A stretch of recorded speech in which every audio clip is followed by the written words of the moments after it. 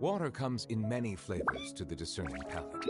Mondstadt's water is crisp and pure, while water from Liyue has an enduring aftertaste. In Inazuma, the water possesses a depth of flavor unlike any other. Sumeru's water, meanwhile, has a rich and complex flavor profile, but it must be savored patiently to fully appreciate it.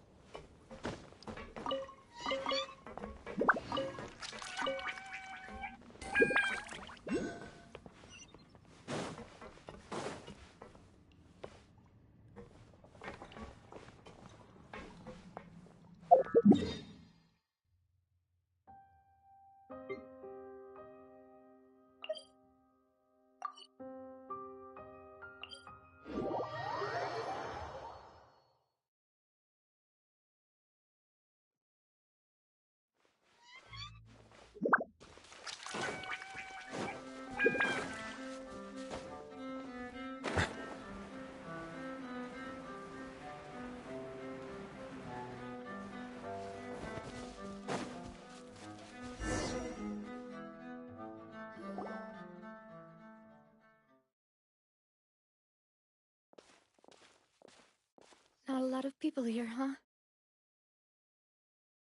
Well, given the time of day and the whole situation in Poisson, Paimon doesn't think there'd be a ton of people here visiting graves.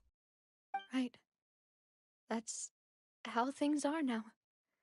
The living are so exhausted that they've no strength to spare any words for the dead.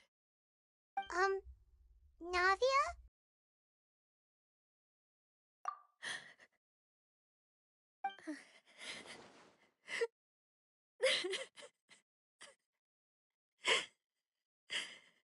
Navia, what's wrong?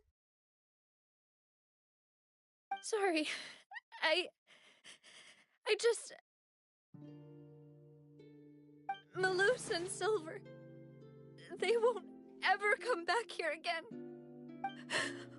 What should I do, Papa? Huh? What happened to them? Everyone agreed on the rescue plan, but still... I was the one who initiated it. They were helping evacuate the residents, but they couldn't leave in time. And they were caught in the seawater.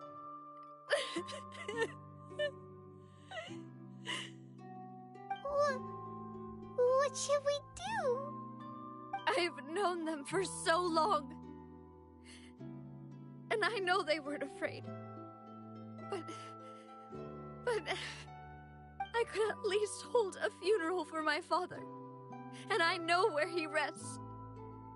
But as for Malus and Silver, they're just gone. I just can't.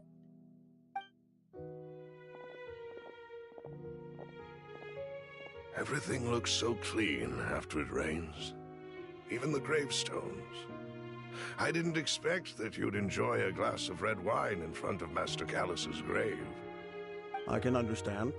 Besides, the scenery here isn't half bad. See, it's not just me. I always want to bring something when I visit Papa. Perhaps we might even have a picnic. He wouldn't be angry, would he? How could Master ever be upset with you, Demoiselle? Yet the cemetery is the home of those who have passed, is it not? Everyone ends up here sooner or later, no matter who you are. Buying yourself a plot in advance, are you? No need yet. But when I do, I hope you'll let me be buried beside Master Calus, Demoiselle. Hey, stop joking around. I'm quite serious. That way, it'll save us both the trip to see each other whenever you visit your father's grave. That makes sense. In that case, could I be buried on his other side? After all, besides you, Demoiselle, the two of us could certainly be considered Master's closest companions, no? Personally, I believe we fill those shoes just fine. Why are you bringing this up all of a sudden? Seriously. All right. I'll remember your requests.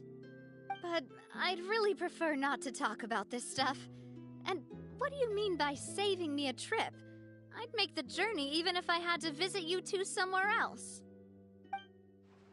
I'd promised to let them rest in peace here. But here I am breaking that promise. I'm sorry for letting you see me in a mess like this. I don't usually cry, really. Paimon doesn't know how to help you feel better. But, well, she understands how you feel. I'd always thought I could make my wishes come true. But now that I think about it, that never solely relied on me. Many things can only be accomplished with someone else's help. Malus and Silver have helped me so much. But by contrast, I could do nothing for them. I'm so sorry. You can spend as much time as you need here, Navia. We'll stay with you. Thank you. Right now, you don't know how much that means. By the way, you can have a look at this. It's a list of victims from the incident that took place here. Obena, Khan, Burnett, Giverny, Francine, Karina, Daisy Ray, Joinville, Julianne, Esson, as well as Malus and Silver. So, everyone else is safe. But still... It's okay. I know what you're thinking. And you're right. We lost Malus and Silver. But we were able to save more than we anticipated. The overall outcome indicates that the cost was worth it. Right! Don't think that way, Navia. One person might be saved at the expense of another, sure, but that isn't something we should ever consider a trade. Malus and Silver were not the price for saving anyone. They're heroes. You're right. Thank you, Paimon. What you said just now was pretty amazing, actually. I'll remember your words. Oh, really? Seems you've become more eloquent in the time since we last met. The knave? What are you doing here? everything going well on your side? Yes, my people are carrying out the mission according to your request. All the residents of Poisson have been evacuated, and we're preparing to relocate them to higher ground. As for these supplies, we have everything taken care of. There is no need to worry. Thank you very much. Wait, do you two know each other? We just met recently. Right, Miss Navia? Usually, I would call this a coincidental encounter. That doesn't quite fit this time. Besides, it never even crossed my mind that a Fatui Harbinger would come looking for me. Thanks to the Knave, Spina di Rosula received generous support from the Fatui, which allowed us to complete the rescue and evacuation work so quickly. Mutual aid is essential to fostering positive developments. We were already in the area, in any case, so it was nothing. That said, I must say that you're a lot sharper than you let on. I'm sure you understand what I mean. I apologize for all the ways in which I tested you previously. We've never worked with a Fatui before, and it's extremely important for us to know who we're working with. My subordinates have reported that Fatui soldiers have been observing water levels and taking head counts in various locations.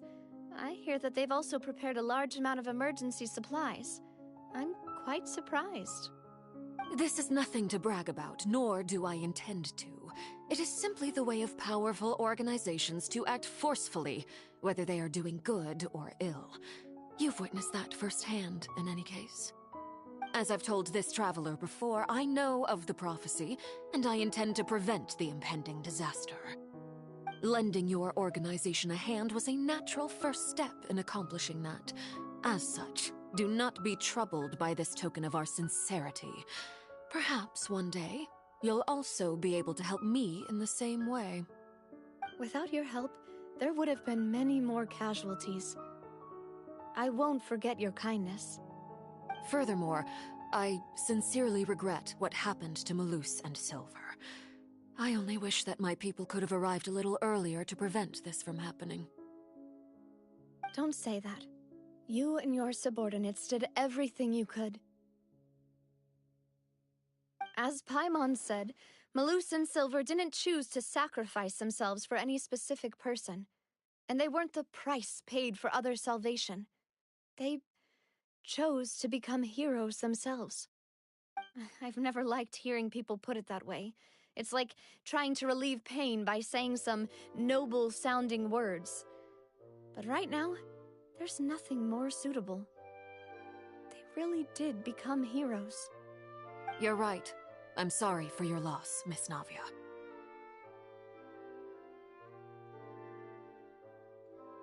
Water is life to Fontaine's people, and it also spells disaster. It's no wonder that people always say that prophecies represent fate. Fortunately, I've never been one for such opinions. So, you're one who will try to change fate, then? Of course. That is why I'm going to Hotel Bouffe de Terre. I still have some things to take care of, and the children need my attention. By the way, Traveler, Paimon, one more thing. Alright, then we'll just... Huh? This isn't right. Paimon thought you would ask us to walk with you for a moment so you could tell us something in private. That is a clever and useful conversation technique, which I do like to use when necessary. But there's no need today. It would not hurt to have Miss Navia listening in. Traveler, I'm sure you remember that I said we could work together when we had the chance. You and I both know that there may be issues with the Primordial Sea. Previously, it was the Fortress of Meripede's sluice gate, and this time it was the water levels in Poisson. These are both signals. Indeed. Allow me to share the latest intel I've received from the House of the Hearth's intelligence network with you. During some recent investigations, a child claimed to have discovered some ruins near Poisson. The ruins date back to ancient times, and seem to be worth investigating in many ways. Judging by the dating of the ruins, they may be related to the prophecy and the coming crisis. The situation is becoming more urgent, so any pertinent information will prove extremely precious. My people initially came to prepare for ruin exploration. Unexpectedly, this disaster struck, and at present, we're all busy prioritizing the rescue effort. So that's why the Fatui were already in Poisson.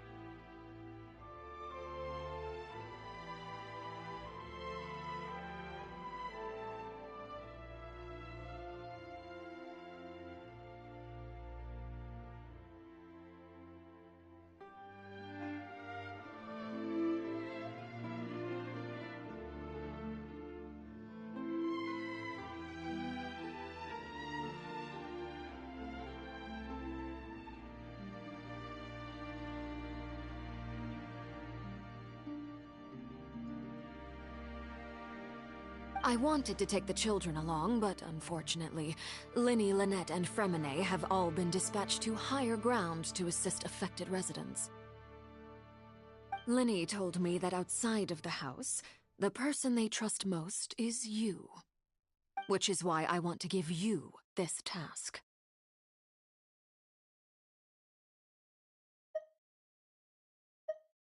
The House of the Hearth's members see each other as family.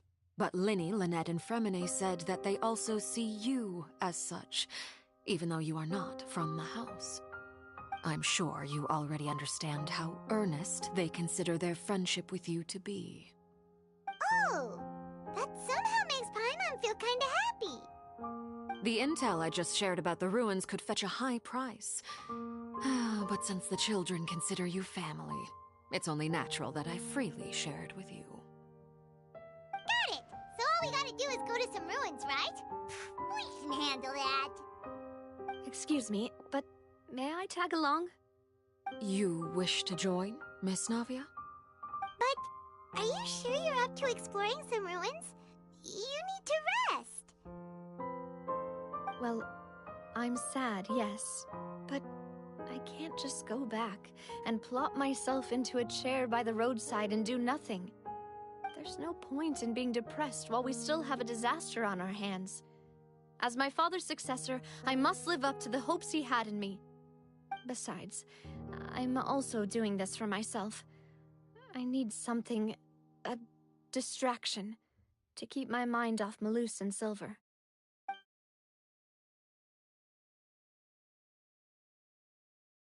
Since you put it that way, I have no objections. What do you say, traveler? All right. The ruins are to the south of Poisson. Here's the map. Okay, the three of us will handle it. Come on, let's pack up and get going.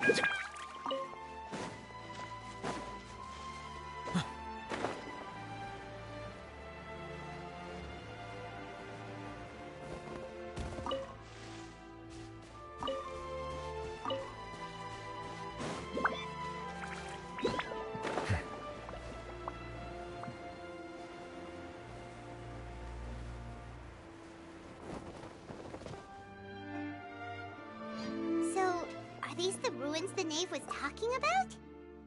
Whoa, talk about old.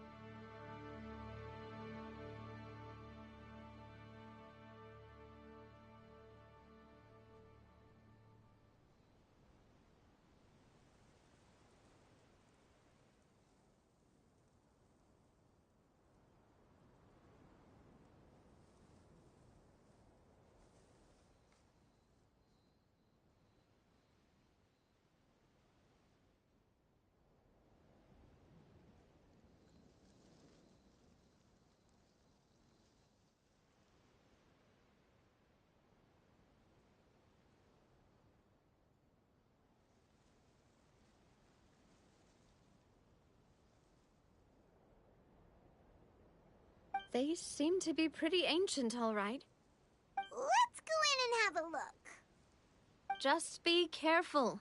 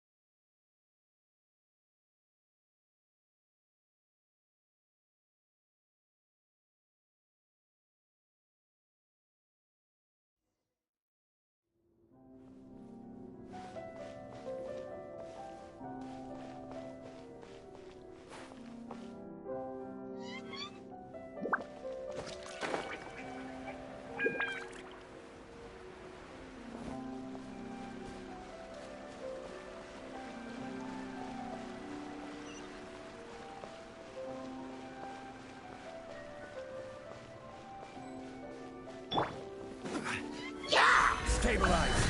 Yeah. Silence!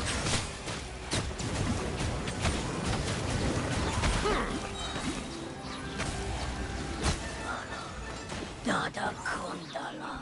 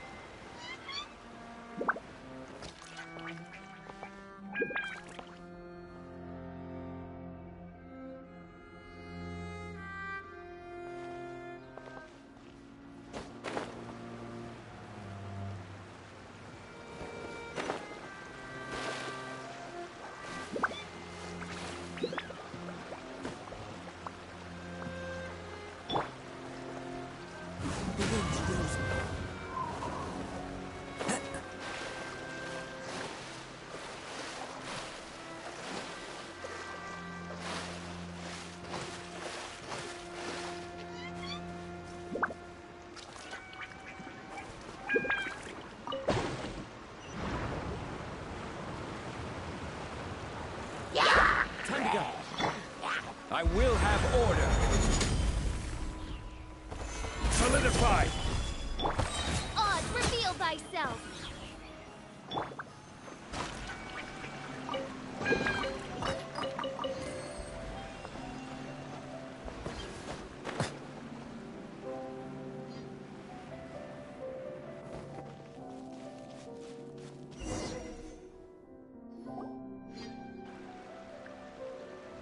This place has also been contaminated by primordial seawater.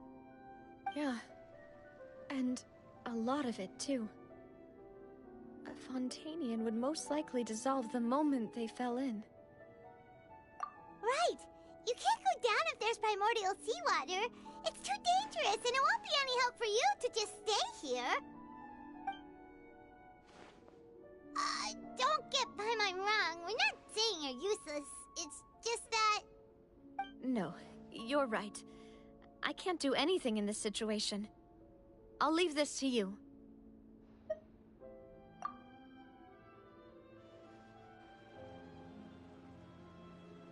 That complicates things.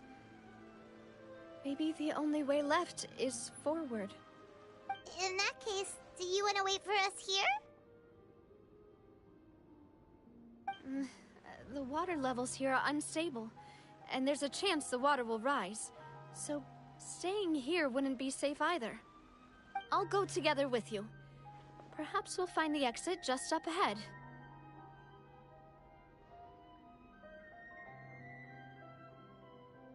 All right. Come with us for now then, but please be careful.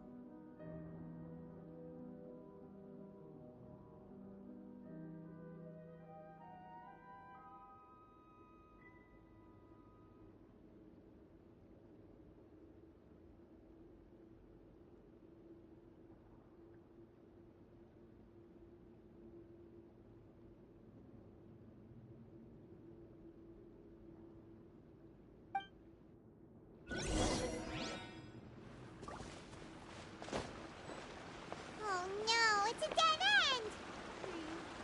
Let's try climbing over from the side.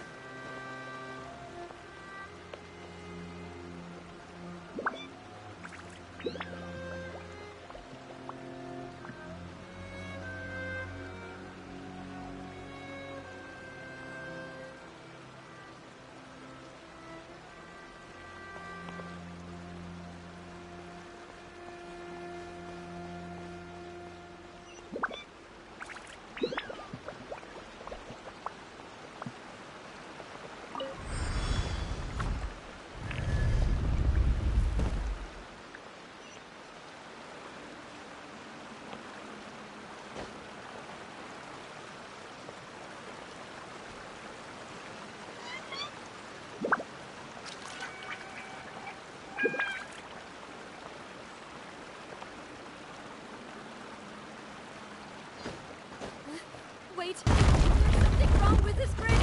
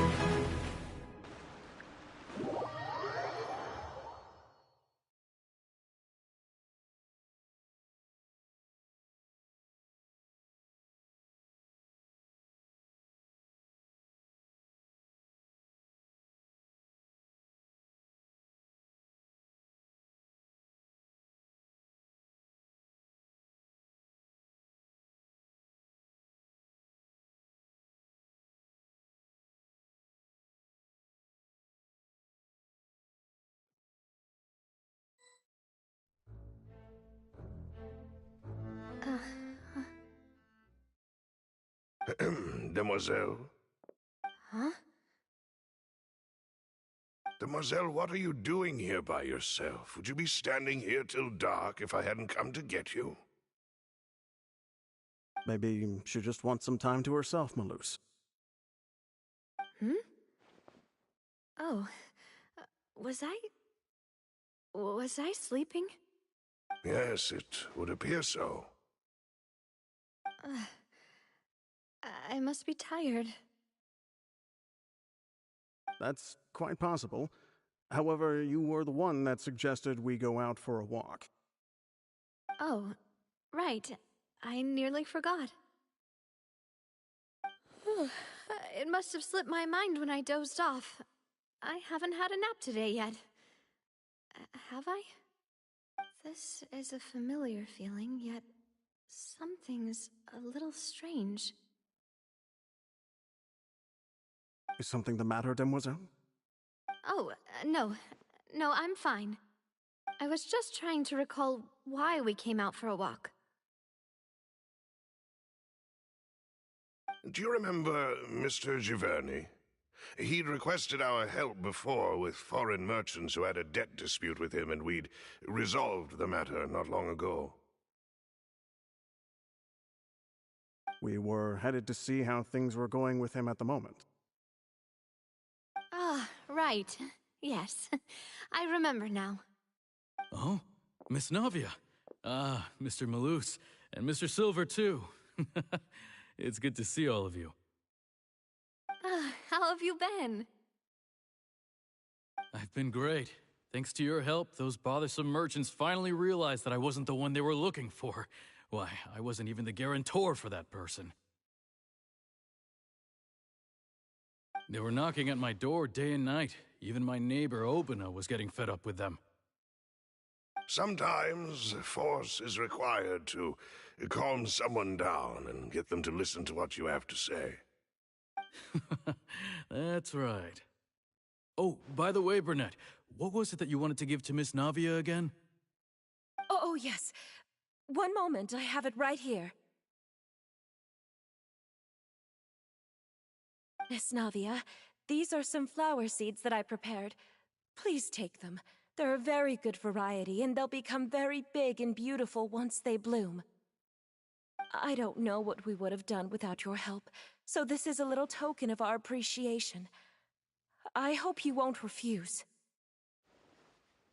Ah, did you cultivate them yourself? Thank you so much. I'll certainly take them. Malus, we do still have some empty flower pots at home, right? Why, we can have as many pots as you'd like, Demoiselle. Perfect. In that case, we'll swap out some of the decorative plants for some of Mrs. Burnett's flowers. Very well. Wait. Something seems to be off here. Excuse me, madam. If I'm not mistaken, your name is Burnett, correct? That's right. Is something wrong? No, it's nothing. This is the first time we've ever met, but your name seemed familiar to me. I must have heard it when I was discussing things with your husband previously. I've heard this name before. Sometime recently, I'm sure of it. And why are there so few people around here? Where did everyone go? We must mind the time, Demoiselle. We still have important things to attend to today. Huh? We do? Like what? Well, now, did you forget? Miss Navia, here you are. I've been looking for you. Please, come to the Opera House. Your trial is about to begin. My trial? Wait, why would I need to go to the Opera House? Yes, she's right, Demoiselle. It's just about time now, so we should get going. Oh? All right then.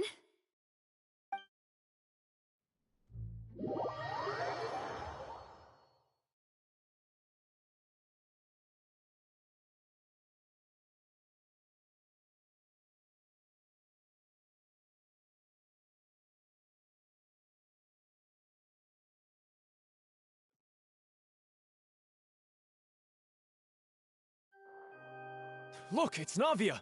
She's here! And her two attendants are with her. Goodness, everyone's finally here. There sure are a lot of people here to see the trial. And they all seem to be oddly excited about something. I even know some of these people. Karina, Desiree, Joyville, Jolien, Essen. Why are so many people here? And Why do I have no recollection of this case? And as for the judge... Huh? Where's Monsieur Neuvillette? Please sit in the defendant's seat. Don't worry, Silver and I shall accompany you. All right. But are you sure you can stand behind me? Typically, it wouldn't be allowed, but today is an exception.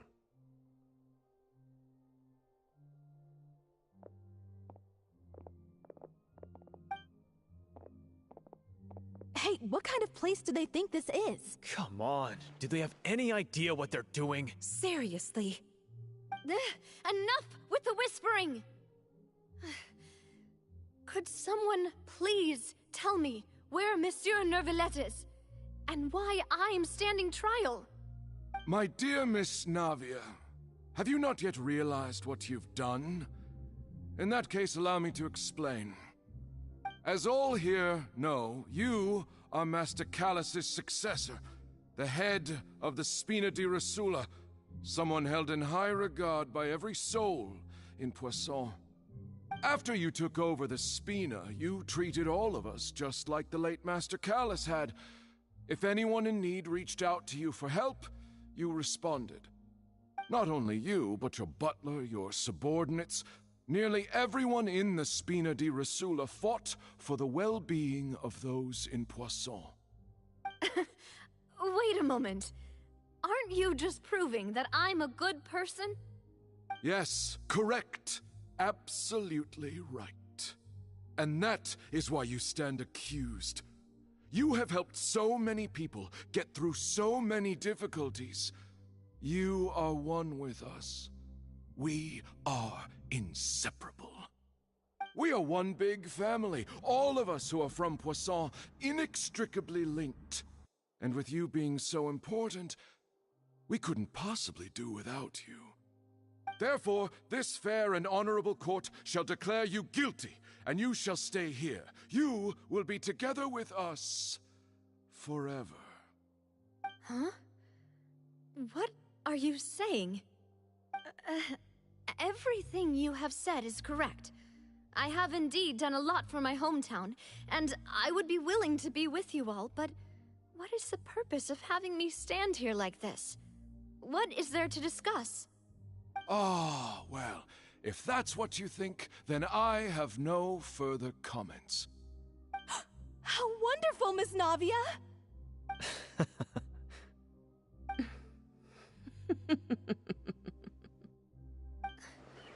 I know all these people. Why are they laughing? I seem to remember now. Yes, I get it. This trial is... Wait just a moment. This isn't right!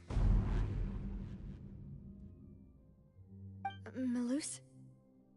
What was that, Mr. Malus? Our conclusion is very clear and unanimous. Let the court judge her now. She's guilty! Stay here, Navia! You're one of us! Demoiselle, don't admit guilt. This trial means to keep you here forever. I wish to exercise my right to defend Our Lady. Mr. Joinville, you only know of Navia's goodness, but nothing of her utterly independent mind. She was born a free and independent spirit. She has never been tied down by anything. Indeed, even the death of Master Callus couldn't stop her. Her actions cannot serve as proof that she identifies herself as part of any group. She merely acted as an individual, extending her hand to help others. Please do not mistake her actions as being otherwise. Really? As an individual, you say? Don't forget, we are all Fontanians here. This is the nation of justice, the nation of Hydro. Even if Miss Navia only voluntarily rendered her assistance, that doesn't change the fact that her beautiful soul must return to everyone. Water accepts all, blends with all. It will surely accept her kindness. Everything is measured here in the nation of Hydro, and in the end, everyone shall meld together. Thus, when a unanimous opinion emerges, that opinion represents justice. Now I speak for everyone. Our opinion is consistent. Navia should stay. We and Navia are one. And you would call this justice? Preposterous. You are merely jealous that Demoiselle still has a chance to exist as an individual. Have you forgotten how much you all once longed to become individuals, to become independent? Do you mean to defy our justice? If your justice is flawed, then why should we acknowledge it? As you said, we can also have our own justice. Silver and I shall defend Demoiselle. And that is how we will enforce justice. My head... it hurts. Demoiselle. Silver, it hurts. My head is spinning. All I can see is stars swirling in front of me. I remember now. Everything that seemed odd from the very beginning.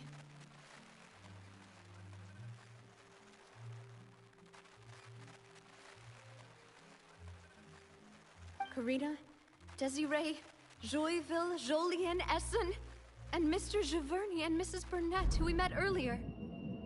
Even Malus and Silver. I don't want to admit it, but they're all dead. Don't be afraid, and don't admit guilt. We will protect you to the very end. Absurd! Who are you to say that she cannot be judged? We are the majority, and in the nation of trials, the majority is absolute justice. We are the will of all. Don't let them escape! We shall keep Navia here with us! Mr. Malus and Mr. Silver, must you be so stubborn? How could the two of you possibly hope to stand against the collective? Do not resist. This judgment is fair and just. Navia belongs to us. After all that happened, she should not be left alone in Poisson. What are you saying? No more excuses! He says we're jealous. Jealous? How could she possibly be an independent individual? What's with these people? Who's jealous of her? She belongs to us! Miss Navia, she... Silence! That's...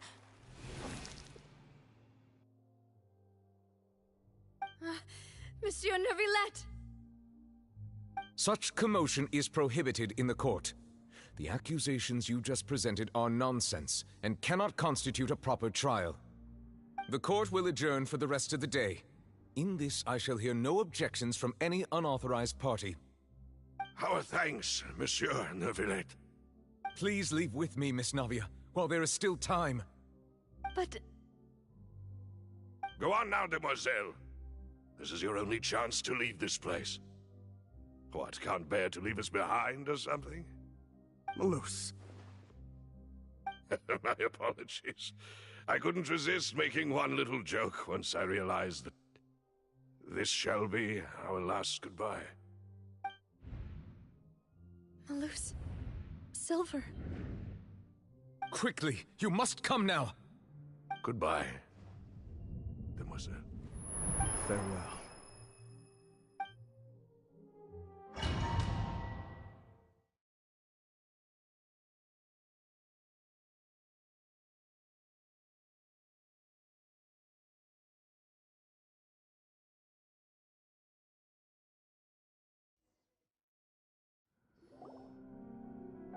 No, wait! Just a second! Navia? You're awake. Good.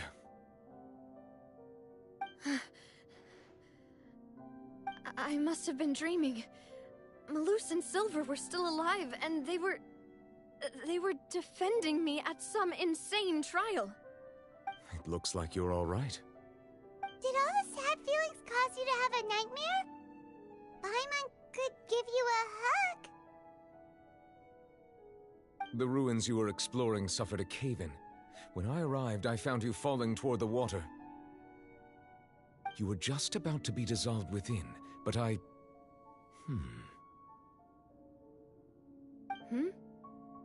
What is it? I think I saw 2 Oceanids protecting you. It was only for a moment, perhaps even a fraction of a second, but they gave me the chance to retrieve you. Were it not for their intervention, I would not have been able to rescue you before your consciousness dissipated. Wait, did you say Oceanids? You mean like what happened with Vache? Perhaps those 2 Oceanids were the people you saw in your dream. I always told them that they didn't have to protect me. To think that they'd keep doing so even after death.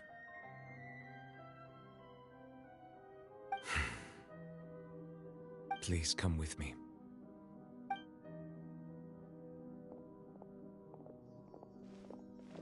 Neuvillette, are you okay? Oh, I am quite all right. Perhaps there's something we could chat about? Why do you look so stiff all of a sudden?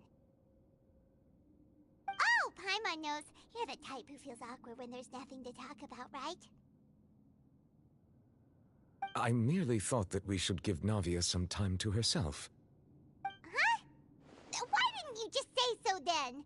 Don't you think it's even more awkward to call us over like this and then have nothing to talk about? I suppose so. Ah, Sigewinne. I hope all is well with her these days. Her work in the Fortress of Meropide has not been too much for her, has it? No way, don't worry. She's doing fine down there. She's an amazing head nurse. I see. Well, that is good. I have always worried that Sigewinne would need a lot of time to understand the world of humanity, just as I have. Oh, and the Duke also says hi.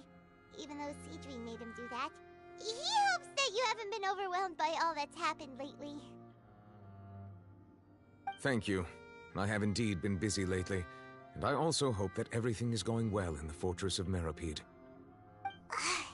He still doesn't know what to talk about. Let's chat about something else then. So, Neuvillette, you're probably quite the swimmer, huh? Yes, of course. This isn't going anywhere. Let's try something else. How did you find these ruins? Did the knave tell you? Yes, in fact. I had arranged to meet you in Poisson, but when I arrived, I discovered that the Fatui were helping the residents evacuate. They had even transported a large quantity of supplies to the area. Amid my astonishment, I ran into the knave, and we had a chat. She informed me that she had asked you to investigate the ancient ruins here. Yeah, we originally planned to meet up with you, but we thought you might still be busy with all those official documents. We didn't think exploring the ruins would take very long, and who would have thought you'd wrap things up so quickly?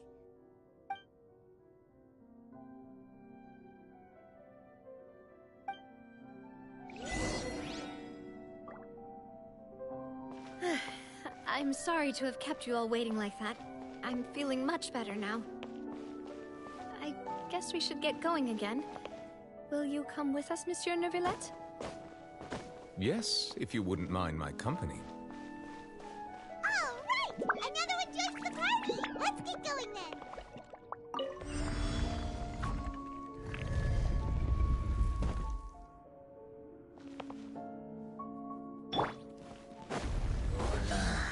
Gather! By royal decree! One with wind and cloud!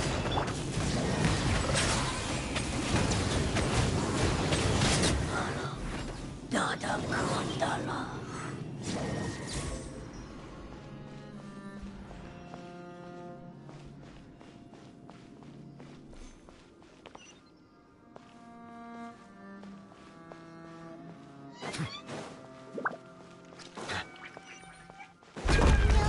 Another unstable path. Watch your step.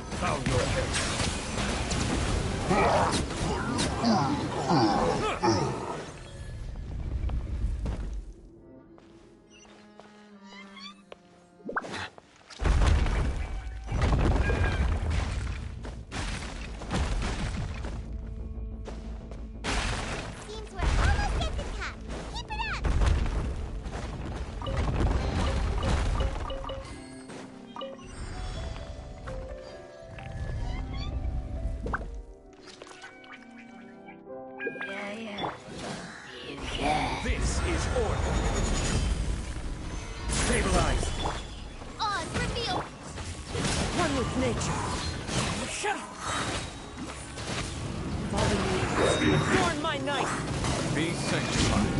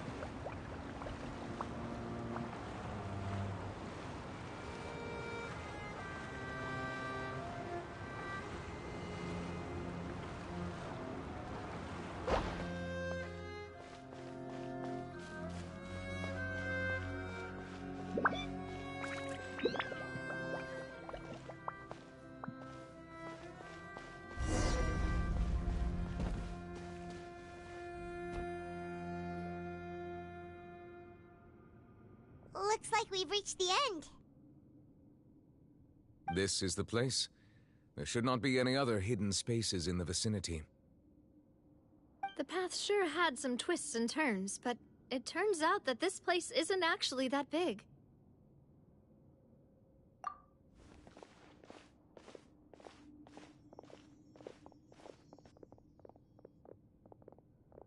Stone slates? It seems like they were put here as an offering.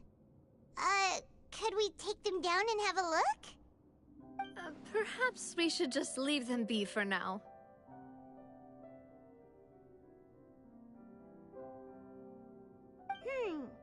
There are 4 locations in total, but only 3 stone slates. The slate that should be in the first empty spot is missing. The surrounding walls also show signs of damage. There's something written below. Let Paimon see. Reason dictates that this nation be destroyed. I shall record the history of its future here in its past. Say what? It feels like someone left these slates and these words here for a purpose. But does he mean that Fontaine should be destroyed? That would fit the circumstances dictated by the prophecy, yes. Indeed, the slate's contents correspond to it. Take the second slate, for example.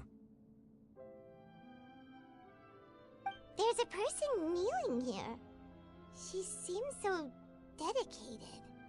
And there's a whole bunch of other people behind her doing the same.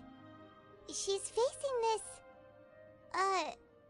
what is this? Some kind of island in the sky? And is that Lady Furina in the third image? Did the Hydro Archon fall into the water? And is that a ring of people around her? Paimon doesn't quite get it. Are they all in the water? The fourth image. I know this one. This exactly matches the content of the prophecy. The people will all be dissolved into the waters, and only the Hydro Archon will remain, weeping on her throne.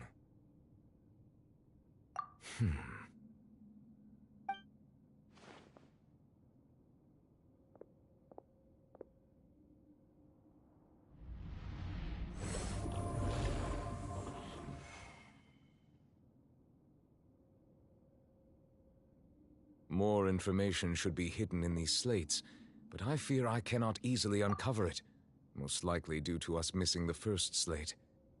I am very sorry.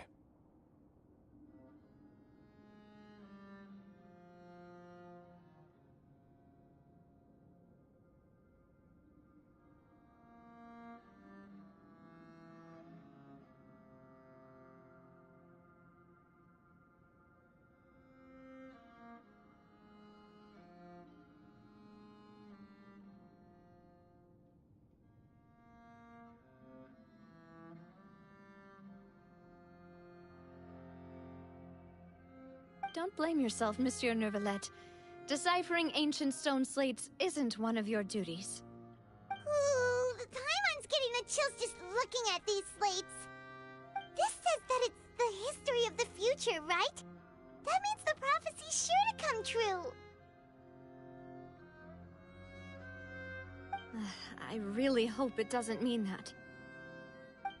Still, Paimon feels like these images are kind of weird when you look at them together.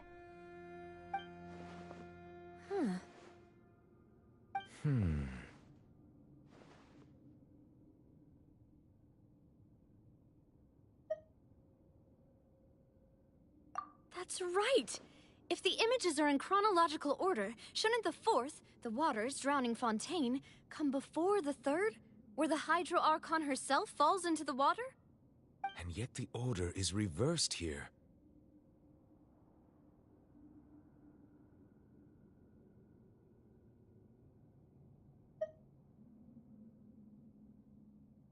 If we go by timing, Lady Furina only emerges in the third image. That means that the person in the second image might be the previous Hydro Archon. Egeria, then. I had never met her, but her appearance here does match the records. The previous Archon kneeling before the floating island in the skies, as if confessing a sin. Did she herself commit that sin? And if not, why would she be in such a posture? Also, I'm still wondering why these ancient stone slates are here at all. Judging from their contents, could this place be the origin of the prophecy? Does that mean that someone, or some people, once saw these slates? But who would have created these slates and left these words here?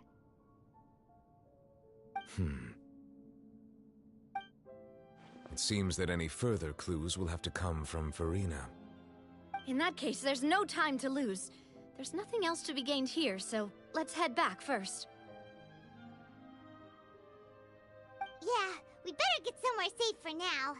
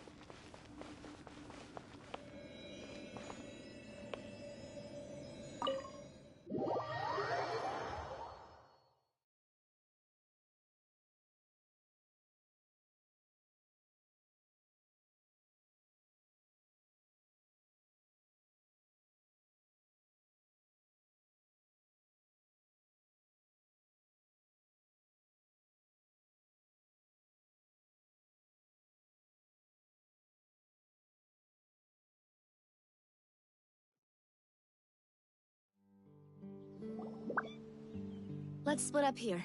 I'm going to check on what's happening with the Spina. You know how it is. There's some things you just need to be there for yourself.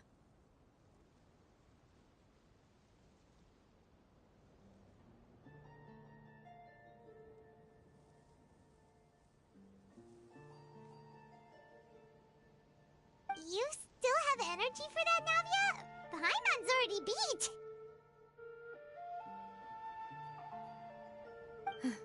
Just head back to the Fleuve Cendre and have a rest then. Thanks for keeping me company all this time. I'll depart as well. Thanks for your hard work today. Rest well, everyone. Traveler, I will go talk to Farina tomorrow morning to ask about the stone slates. I'm sure that you're concerned about this matter as well. If you have time, drop by my office. I will share the results of our discussion with you. Are you really gonna talk to her about this directly? Will that be a problem?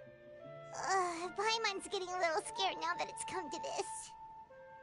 She has long been harboring secrets and will not give them up easily, which makes it all the more my duty to ensure that she understands the present situation.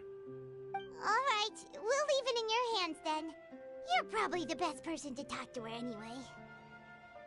I will be carefully considering my words tonight. Traveler, Paimon, our safe house at the Fleuve Cendre is always open to you, as ever. So please don't think you're an imposition. All right. I'll be on my way then.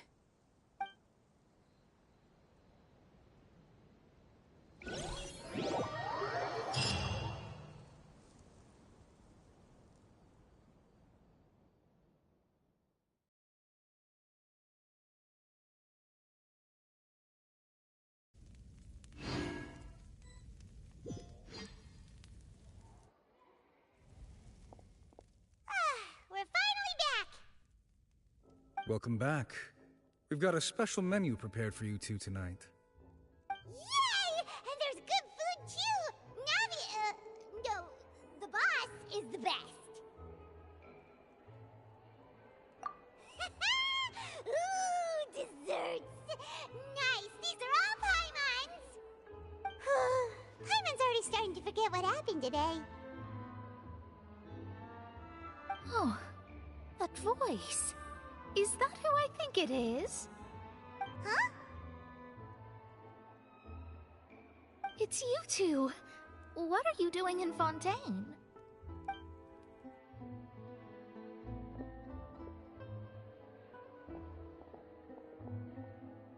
Mona?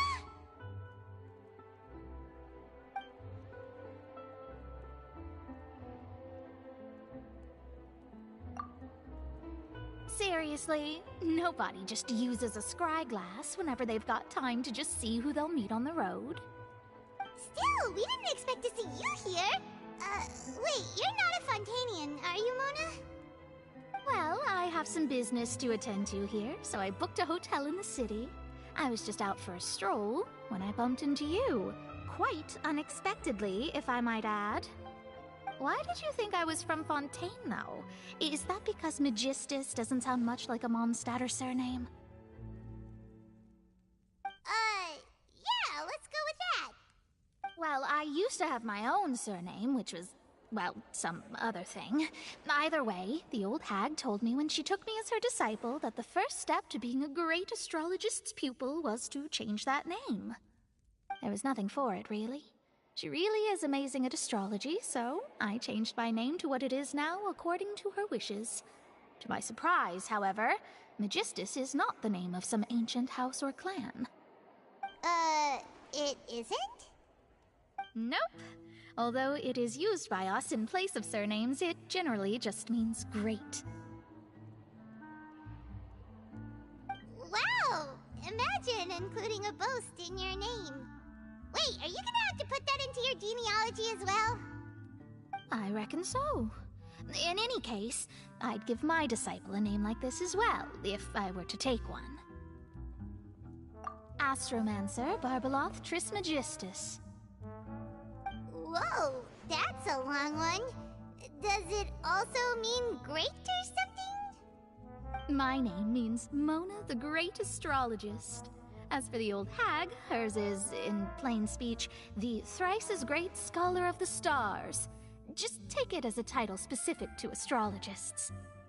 Thrice-as-great? That's so petty. I know, right? That's just how she is. She used to call herself Megistus, actually, but when she took me in, she changed her name to Trismegistus. Talk about excessive. Megistus is thus the calling card of our school, so to speak. which makes it about the same as a surname. It's all right if you don't get it. You can look into it further should you need to study astrology more deeply. That sounds terrible! But anyway, you're not Fontanian, are you, Mona? You're from Mondstadt, right? Well, I was born in Mondstadt, yes. My parents migrated to Dornman Port, and I traveled with the old hag for a while, after which I settled down in Mondstadt City. Oh, that's a good thing then. At least we know you won't be dissolved by Fontaine's waters. Speaking of that, I'm sure you're aware that a bunch of things have happened here in Fontaine, right? I know you're not a local, but I'd avoid getting too close to any water that looks strange all the same. There's something ominous about it. Well, the water, I mean. That was the main reason, yes. Just a while back, the Steambird invited me to take part in a panel and speak about the circulation of the prophecy as an astrologist. The invitation was sent quite early on. I don't think anyone expected Fontaine to be in this much trouble. What do you make of that prophecy, Mona? Just tell us what you think as an astrologist. Your word would go a long way to make things more certain and less scary. What I can tell you is that I'm an astrologist, and that this prophecy concerns the fate of Fontaine, even that of Altivat. Ascertaining this is akin to reading the fortune of the whole world. I'm afraid that this is not something that just anyone can do. If I could do it, you would no longer call me an astrologist, but a visionary. But on the flip side, the prophecy is so huge and powerful that it must surely come from a powerful visionary. Its contents involve the fate of the world. Disregarding it would be a mistake. A visionary? Sounds really powerful and all, but does such a person really exist? Of course. The old hag could do it, and I'd bet there are others amongst those Hexenzirkel colleagues of hers who could do something similar.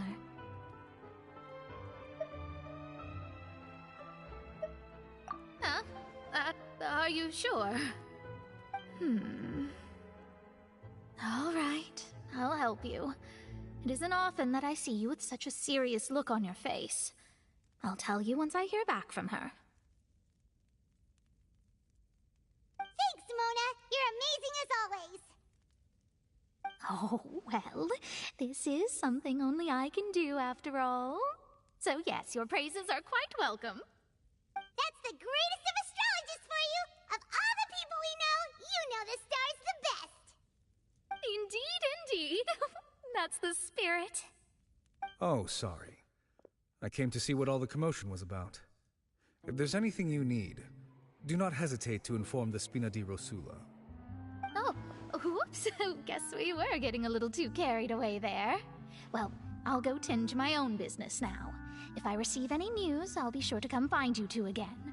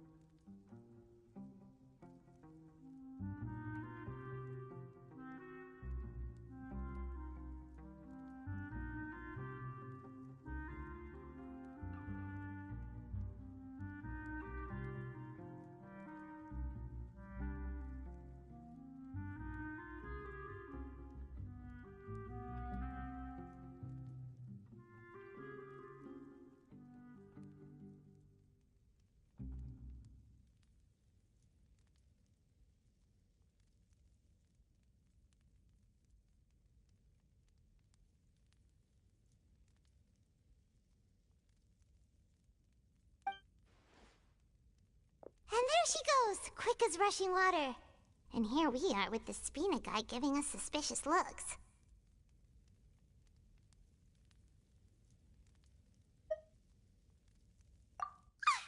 If Paimon hadn't spoken for you, it'd be you getting all the weird looks. The things Paimon does for you. That's more like it.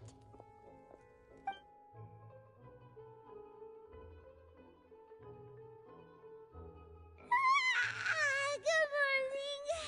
To be honest, Paimon's still feeling kind of sleepy. But it's time to get up, Traveler. We agreed to go see Neuvillette, so let's pack it up and get going.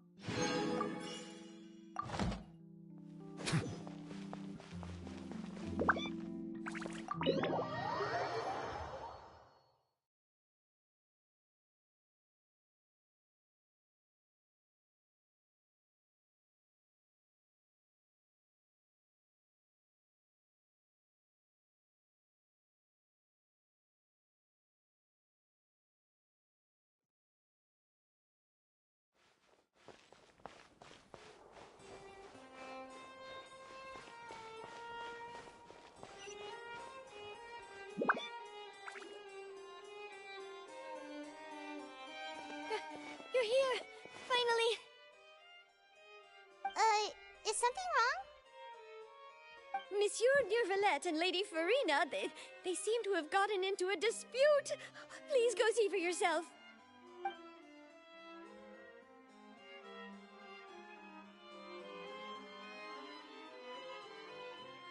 Like I said, I've already explained everything. And yet the problem has not been properly solved. There is little space for excuses between us. It is not my intention to offend you, but please, tell me where you stand. You are the Hydro Archon Focalors, are you not? Look at this.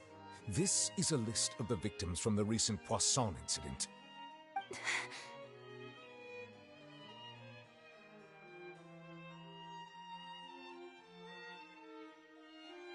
You mean... they're all... We did not arrive in time to avert this disaster, and I will not have it happen again. I will say this once more. You must tell me everything you know. Yesterday, I found 3 stone slates in some ancient ruins near Poisson. Do you know anything about those? Seriously? You're questioning me like this is a court case now. I don't know anything about that. But you found them in some ancient ruins, you say? That's correct, which is why I came to ask you some questions. There should have been 4 slates, but one of them was missing. The other 3 feature different images that seem to correlate to the prophecy. The prophecy? The second of these slates depicts the previous Hydro Archon Egeria kneeling before a floating island in the sky, as if confessing something. Do you know nothing of this either? I don't. I've never seen such slates. I'll ask you again. Do you really have no information regarding the previous Archon? My deciphering of the slates indicates that the Hydro Archon Egeria once had to confess to, or apologize for, a certain sin. If anyone would know about it, it should be you. All gods don't have the same secrets, you know. She was herself and I'm me. Is it really so strange that I know nothing? I understand your concerns, but I'm sorry. I just don't have anything to tell you. Forgive me for saying this now, Lady Farina, but I have long known of your various secret investigations into certain matters. There are several indications that you have been investigating the prophecy on the sly. This is not strange in itself, considering that you are the Hydro Archon. But it is strange that you should also claim to not know any of Egeria's secrets, as well as do nothing following your inquiries. You have never been as superficial as you have presented yourself to be, nor are you a fool. And yet, your behavior is very inconsistent.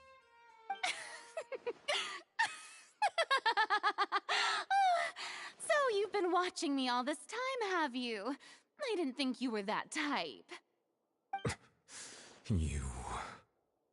Well, since you know about my secret investigations, then you should know I'm actually working to take care of it. There's no point questioning or suspecting me. You're the Eudix, but you're still my subordinate. You should be following my lead. Just trust in me, your Archon, and do as I say. Never mind whether you can truly convince yourself to or not. It'll all turn out fine. That's all I have to say. We do not discuss this matter again. Oh, the opera's about to start. Toodles!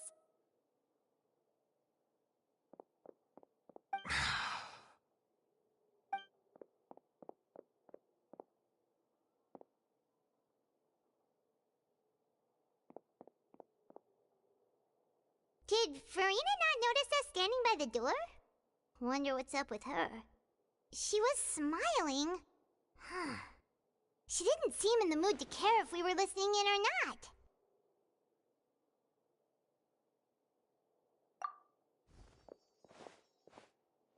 I assume you've been outside for a while now? Oh! You noticed!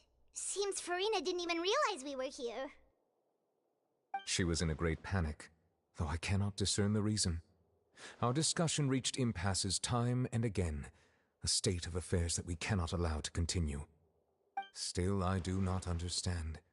Dialogue is the basis for understanding, so why did she keep refusing to engage?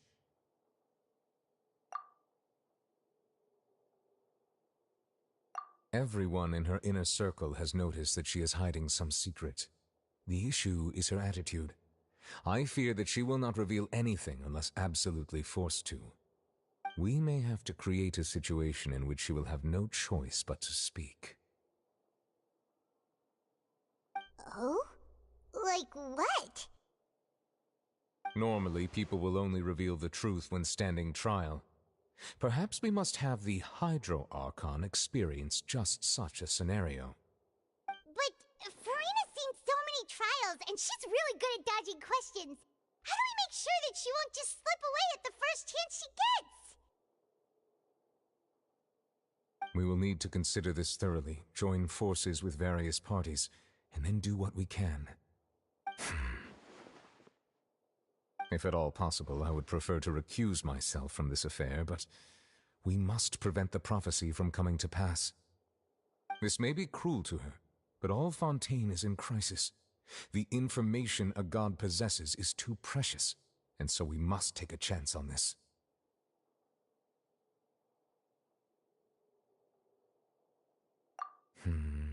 But who will lend us their aid to do such a thing?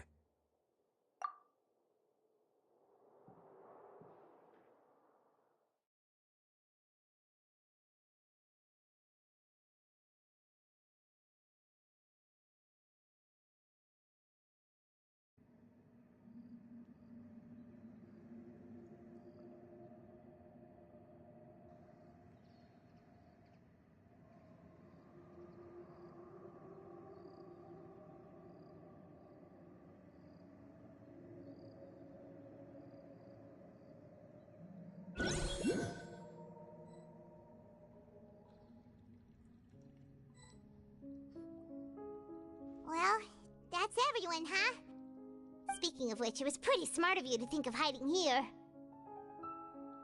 Poisson was just involved in a disaster, so it's presently devoid of people.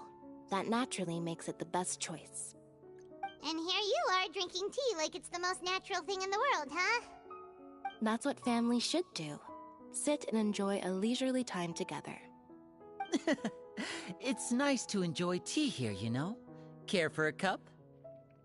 Lend me your ears, everyone. Or perhaps one of you might like to start us off. How about you, friend? Me? No, I don't think I can. Then, how about you, good sir? I fear that I will cause the mood on this boat to become as somber as it is in court. Well then, I guess we're lucky we've got a local like me to organize things. Wonderful, the spotlight at last. I guess I'll be facilitating things from here. That was a little long-winded, don't you think? Oh, you might be right.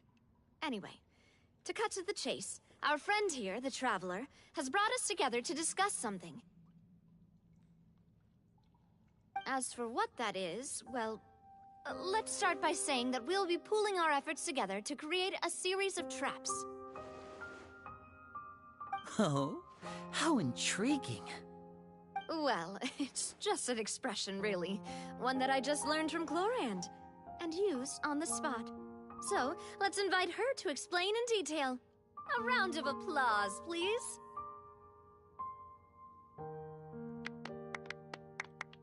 Huh? Didn't you say that you would be facilitating this? Oh, come now. Your work doesn't involve much public speaking, right? This is a good chance to practice.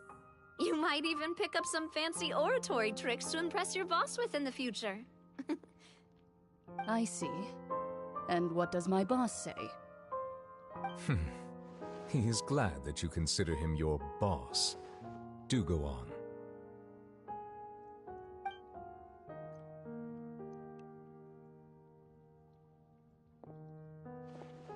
In that case, do any of you have experience hunting? Not that I recall. Fremine and I once used a wooden stick in a basket to catch wild rabbits when we were younger. As for Lynette, oh, right. You were sick that day, weren't you? I've also gone diving to catch some fish before. Does that count? I'm afraid not. You may or may not have heard, but Fontaine once played host to a group known as the Marechaussee Hunters. Though that was their name, they did not hunt animals, but rather various monsters left behind by the ancient dynasty of King Remus. Today, Fontaine's monster population has already thinned greatly, so the hunters have blended back into society, taking up arms in other lines of work. They even left a unique methodology of hunting in their wake. A trap comprises of the following components: bait, a trigger, and a containment device. Sometimes a lethal implement will also be necessary to deal with the prey. So, if we were to build a trap together, right now, what would you choose to build it with? For me, I would prefer something basket-shaped. Pigeons and rabbits will see the bait and naturally enter the snare. Our line of work requires a deft hand, and we're some of the best in the industry, so you can count on our techniques. You used some of those techniques while moving the people of Poisson, didn't you? My subordinates mentioned that you even performed some magic for the bawling children. Yes, and I even managed to gather some intelligence in the meantime. I'm quite the multitasker if I do say so myself. I'm afraid I can't claim that as my strong suit. I prefer more stable methods, like placing bait in the water and waiting for the fish to come within reach. That's the kind of method I would count on. Calm and steady. Exactly the kind of person who would catch loads of fish. And I can be their assistant. With discretion, I'm sure. I'd probably use some sort of mechanical animal. Papa once bought me some small clockwork squirrels, mice, and such. When placed in the forest, they can attract others of their kind. I remember that you liked those too, didn't you? I did. And that would be a good way to go about it. If they're realistic enough, animals of the same kind will follow them all the way to the trap. What about you, Monsieur Neuvillette? I fear I do not have any related experience. That makes sense. You usually solve problems directly, without the use of any such tricks. But I do have one more question for you, monsieur. If we were to create a trap now, how would you design it? I would like for it to be effective, but bring no harm to the prey. A more gentle trap would be ideal. Kind, as always. However, our intention doesn't necessarily change the containment device and the type of implement we need. If we wanted to kill the prey in one strike, we would need a powerful implement. However, that also goes for prey that must be captured and safely contained. Wait, why is that? Only a hunter who's a true expert at subduing their prey can snare it without harming it. The line that divides life and death is often exceedingly thin. So are we going hunting together? Huh. We hadn't thought of seeing ourselves as hunters. It kinda works, but maybe it's still not the best metaphor. If our means of capturing and dealing with our prey is to put them on trial, then the hunting metaphor is actually quite accurate. But we shall require much more courage than any hunter to judge a god, a being whose seat is an exalted throne. Oh, so that's what's going on. Sounds very interesting.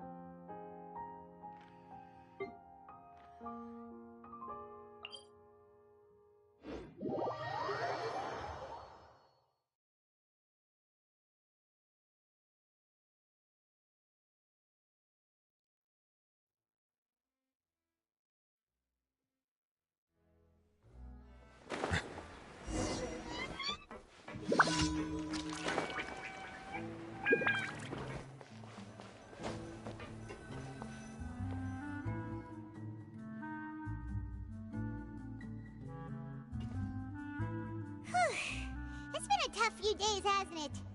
So much has been happening. Paimon didn't think the meetings would go on for so long, but everyone seemed pretty fired up, huh? Paimon thought they'd be at least a little frightened. Well, Freminet was, now that Paimon thinks about it, but everyone else just looked a little surprised. Well... It's hard to say. Paimon doesn't have any experience with this sort of thing. But with you around, Paimon sure will do great. After all, you're the most reliable person in the world, aren't you? Huh? Did you just pour some tea? Paimon didn't notice you doing that at all. Then what's that? Paimon's never seen that cup before. Don't be frightened. I'm just joining you two for tea.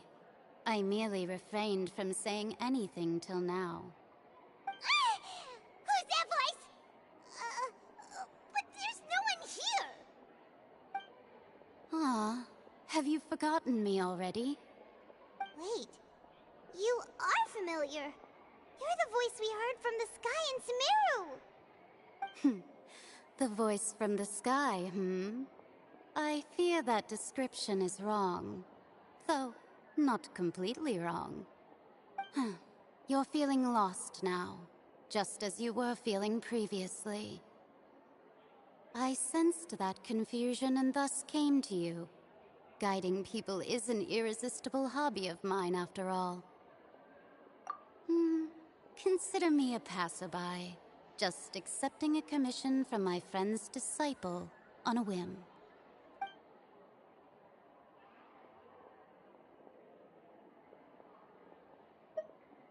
The prophecy. Yes, what has been prophesied will be fulfilled. You may view such things as the history of the future. What? Then is there any way we can stop it? I believe you have witnessed a failed attempt with your own eyes.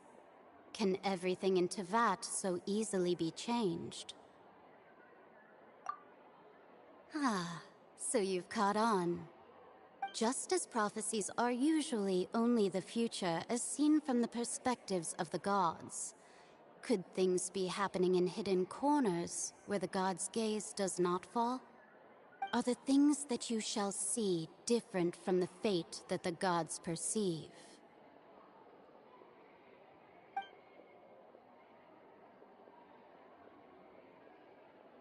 What is she talking about? It all sounds really impressive and important and stuff, but it also sounds kind of scary.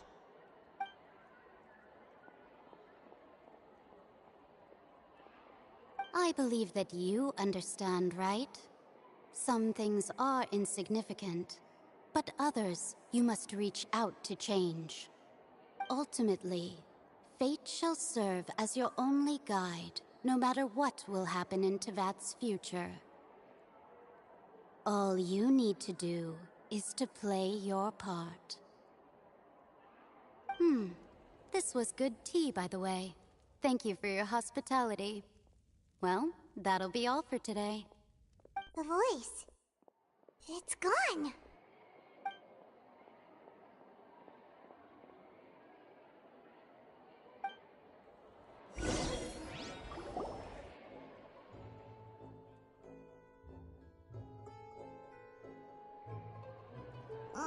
What? I want to hear someone talking. All right, coming!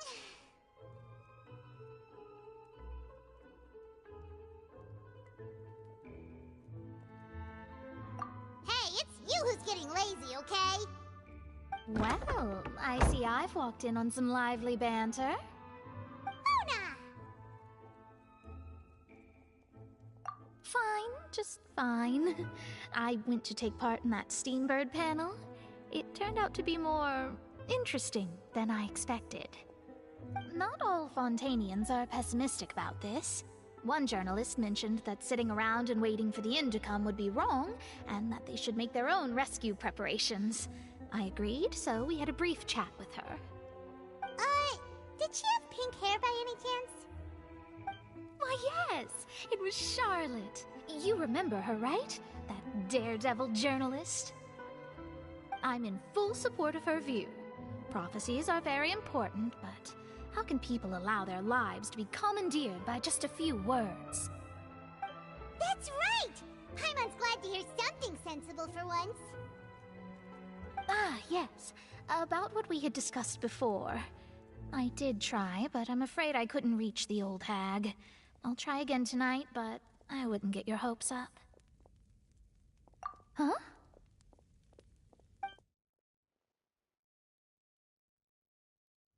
Goodness gracious. Are you serious? She said that even the god's gaze has blind spots. Pretty bold if you ask Paimon. Most people would believe the gods to be all-knowing, right? The Hexen Circle members are certainly anything but ordinary. As for the mage named N, the old hag has mentioned her a few times. She said that N's sense of direction is incredible, and that she loves guiding those who are lost. But I've never met her, and if she were still alive, she'd be... well, suffice it to say that the hag's at least a few hundred now, and N's been around for longer than that.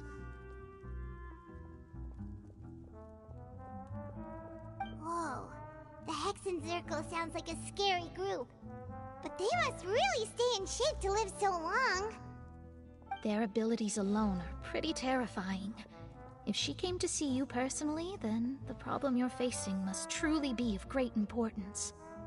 Well, it's not like Paimon could understand anything she said. Yes, she was quite cryptic, but I suspect she means that there is still a way to turn things around. She didn't say when or what that would be, though, so... Perhaps it is something that you cannot know right now.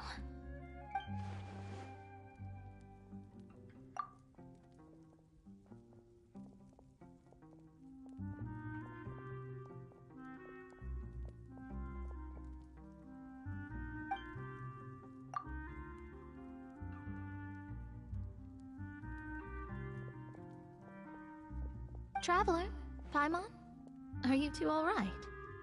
Oh, we're fine. We're just a little down right now.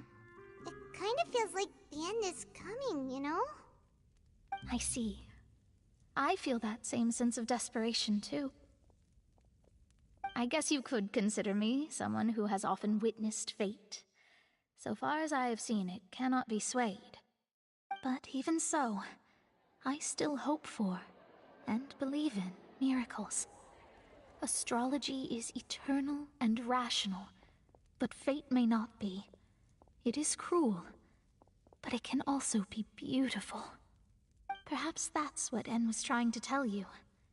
Not to lose heart, and to believe that what you are seeing playing out before you is not yet set in stone. I did originally think of steering clear of all this, but I couldn't. Even if this is all futile, I still wish to help everyone. If we don't struggle to the last, then how can we face the end when it comes? Huh. You do have a point. There I go, talking about astrological principles again. Sorry about that. The moment I start talking about work-related stuff. I need to get going. It was worth trying to comfort you, even if only a little. I believe that you'll help those who are struggling in the same way I did.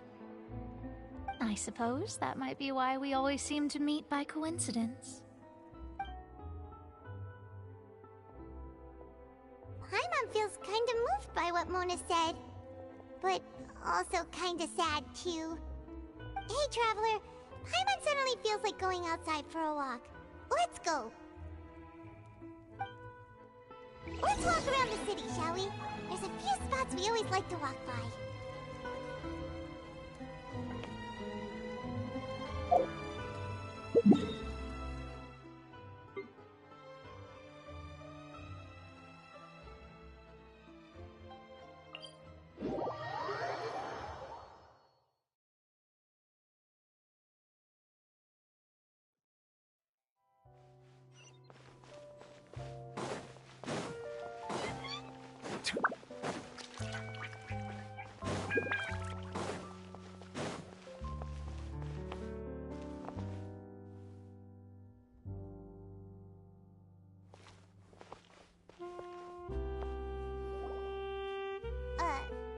Huh? Our names are written in this newspaper. What's going on? Let Paimon see! The underwater stronghold, the Fortress of Meripede, has continued in its noble autonomy, but that does not mean that others cannot interact with it. My recent attempts to enter the fortress bore little fruit. Huh. Guess Charlotte still hasn't given up on that. Thus, did an Outlander friend become the focus of this report, a blonde adventurer with their white fairy legends trailing in their wake. It is said that this mysterious traveler once visited the underwater fortress. So while the fortress's interior remains a mystery behind closed doors, do not fear, for the tales of the traveler contain surprises in spades.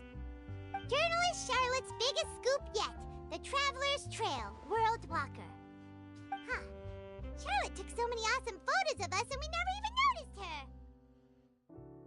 She hasn't been able to get a hold of anything at the fortress, so since we're easier to find, she's using us as the subject matter instead?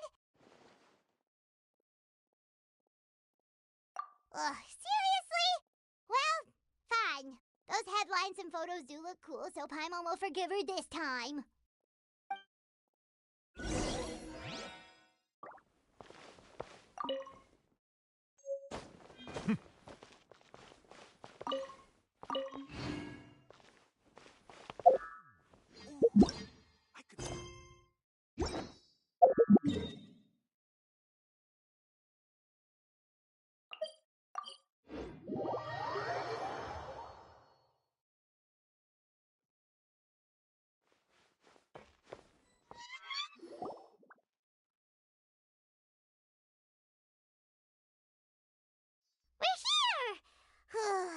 everyone's hungry.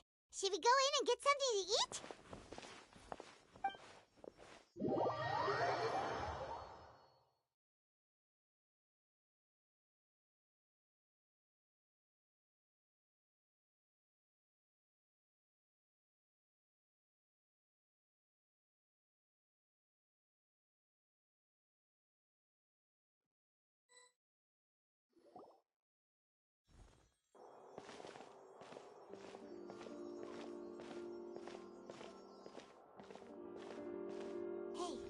Quick! Look! That's the limited edition only 16 slices a day cake! It was so delicious the last time we tried it! Despite the tense situation we were in, let's give it another go. I'm sure it'll be great! 1 slice of cake, please. Someone showed up after all!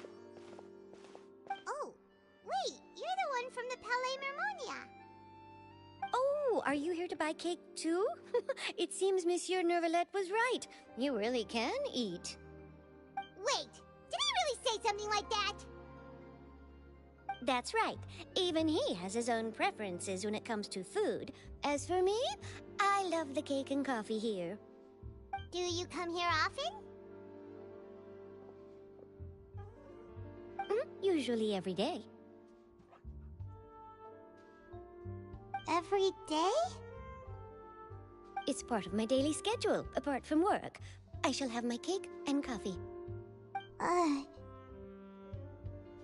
what if someone told you one day that this place would be closing soon, and you wouldn't get to eat cake here anymore?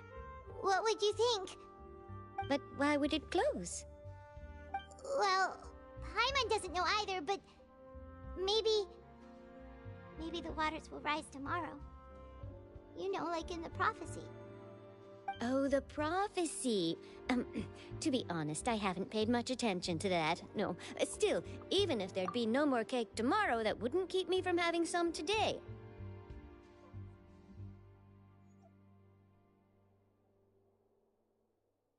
No, it's the same for eating in general. You might not be able to eat tomorrow, but if you can do so today, then you should carry on.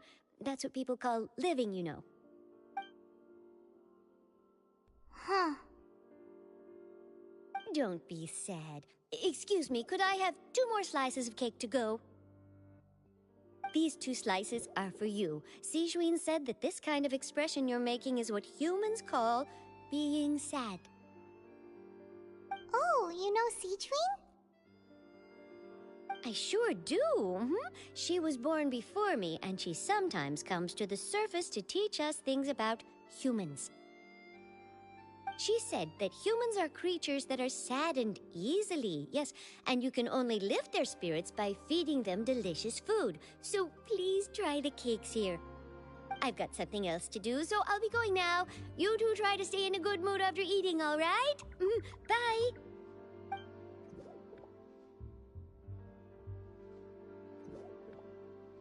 And there she goes. All right, let's dig in. I'm unsure this cake will be delicious.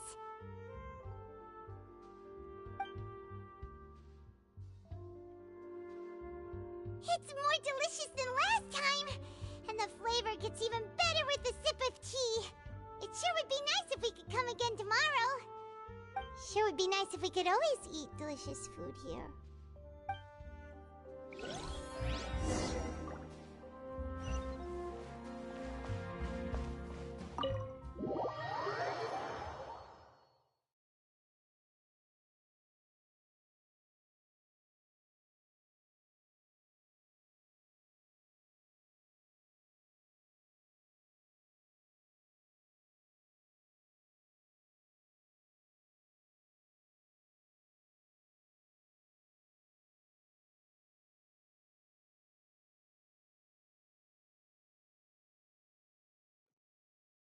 Oh, we're near the Seabird office. Let's go look for Charlotte and have a chat.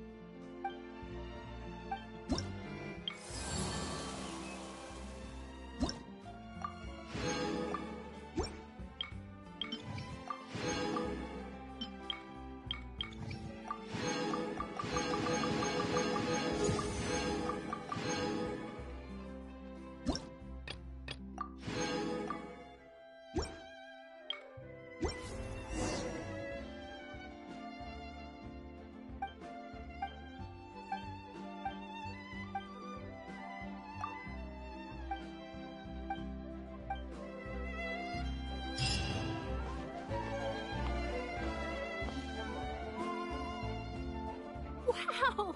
If it isn't the Traveler and Paimon! Oh, have you seen the article I wrote about you? Ha! You've got some nerve! You just used us to make some quick Mora! Oh, you needn't worry about that. I heard that you were in Poisson some time back, so I sent you a letter to discuss just that. It appears you didn't receive it, though. It's all right, though. I've set aside the amount intended for you. I've even set the table with some food. Really? Oh, you're the best! You're almost a little too easy to win over, Paimon. If I were a journalist with ulterior motives, you'd be in trouble now, you know. Oh, Paimon knows you're not like that. Still, what brings you here all of a sudden? Were you looking for me? When Mona mentioned you, we thought of coming to see you at work. I see! It seems you've already bumped into Mona here in Fontaine. So, she mentioned me? What did she say? She said that you're a real daredevil of a journalist. Nice. In which case, can this daredevil journalist dare to request an exclusive interview with the legendary Traveler and Paimon? Huh? So your article in the paper today doesn't count? Oh, of course it doesn't. That was more like live photography. What I'd like to do is dive deeper and ask you to talk about the things you've seen and experienced. Yeah, are we even qualified enough? Why not? If I say you're worth an interview, then you're worth it. But not right now, of course. I'll need a few days to prepare. Oh, in that case, we'll just chat when you have the time then? Oh, so that's a yes? Ooh, splendid! I'll tell the editor-in-chief immediately. I'll have to apply for lighting, a venue, some props, and... Whew, so much to get done now. Talk to you later. Wait, Charlotte, Paimon's still got a question for you. And what's that? If, just for example, Fontaine were to be flooded tomorrow, what would you do today? Huh. That's the prophecy you're talking about, isn't it? I mean, I do hear about it often, but I've never once thought that the day could be tomorrow. If you're seriously asking, then I might try and think of a way to leave Fontaine. Oh, but I'm still a journalist first and foremost. That means I have a duty to be reporting from the scene. And secondly, I wouldn't forsake my homeland that easily. From what I've seen, most people don't know what they'd do should the worst come to pass. In truth, it might be better just to behave like normal rather than worry over such an end. So in all likelihood, I'd probably still be prepping at the office for that interview of ours. I know what you're thinking. That sounds a bit sad, but I've always believed that it's best to do what you enjoy. Just think about it. If this nation really were to be suddenly destroyed tomorrow, but I still successfully finish an exclusive interview with a truly unique person, then the story I would wind up writing would truly be timeless. And then do you know what I'd do? Well, I'd write that story, send it for printing, and use messenger pigeons to get copies out to the various nations as soon as possible. I'm not a dreamer, nor am I a workaholic, but I do love my job, and I'd be proud of leaving such an article behind. I guess you could say that I was born to be a journalist. But anyway, that's my answer. And on that note, I'll get back to my preparations. That's so nice. All of a sudden, Paimon actually kinda envies her. Anyway, let's go and take a look at the sea, shall we?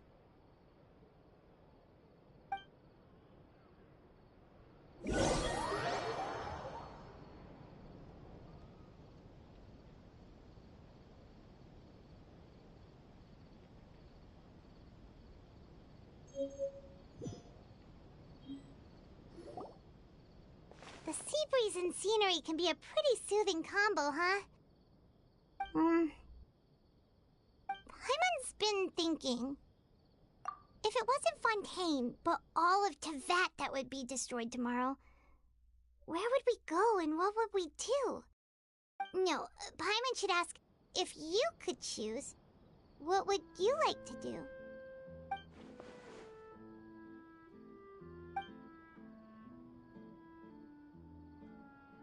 We've always been moving to the next destination, so we haven't spent much time thinking about these kinds of things. We didn't have to either, with us always being on the road and whatnot. You mean, still traveling? Huh. Wait, isn't that what we've always been doing?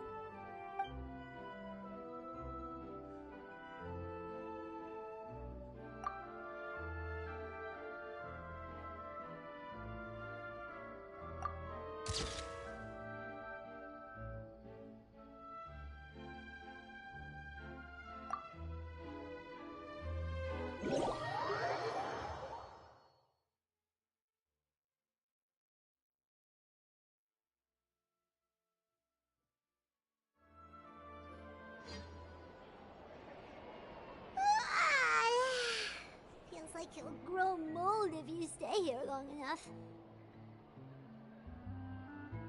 But it's still better than the Fortress of Meropide, that's for sure. It's not only damp there, but salty too. Ah, so the two of you are still here. Wonderful. Oh, you're from the Palais Mermonia, aren't you? Yes, I'm Isadora. Monsieur Nervillat sent me to look for you two before. I heard that afterward you went to the Fortress of Meropide. Not at all. I'm well aware that you're friends of his. Actually, I'm here to pass along a message from him. Yes, inside the Opera House. The Maréchaussée Phantom has declared the incident a small-scale riot. A riot? Well, that said, I don't personally think it was that serious.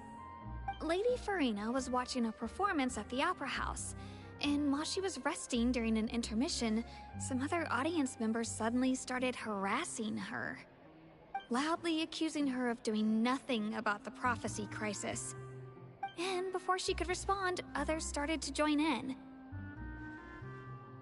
The crowd continued to grow, and protests against the Hydro Archon started to break out. So people have started to put the blame on Furina. Guess they finally found an outlet for the pressure they've been under due to the prophecy. I agree. People will naturally rely on gods, as is customary. But the moment people feel threatened, gods are also the first to be blamed. So what happened after that? Is Furina okay? Seeing that the situation was spiraling out of control and that further argument was pointless, she claimed that she'd gotten tired of this and left in a hurry. The Maréchaussée Phantom had their hands full maintaining order and did not catch where Lady Furina had gone. Only when things had stabilized did we realize that she had gone missing. So, you mean she's still missing? That's right. The Maréchaussée has dispatched many people to search for her, but we don't have any leads yet. That said, I don't think there's much to worry about. She is a god after all. Even if she were to fall into the hands of rioters, what could ordinary people do to her? Good. Monsieur Nervillat sent me to tell you about the situation, but he didn't say anything else. Don't worry, this is more than enough to go on. Thanks for keeping us informed. Ah, is that so? Well, all right then. In that case, you two take care. I'll be heading back to the Palais now.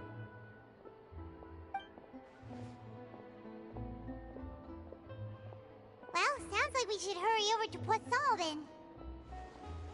If we know Furina, she won't try to fix things in this situation. Instead, she'll look for a place to wait out the heat. And, as we also know, she may be loud and dramatic, but she doesn't have a heart of stone.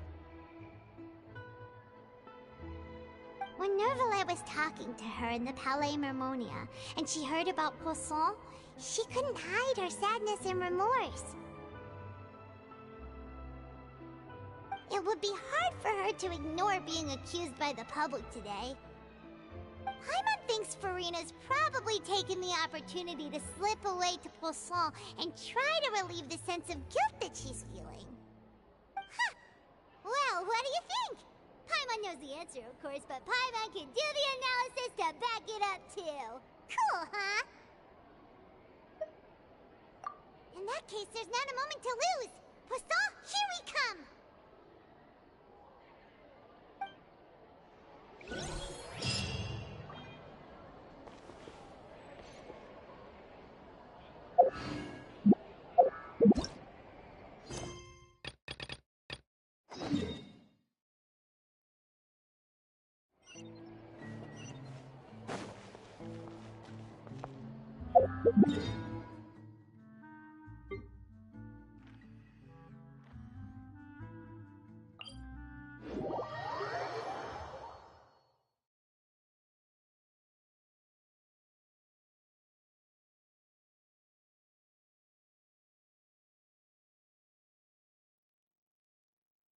This place looks deserted.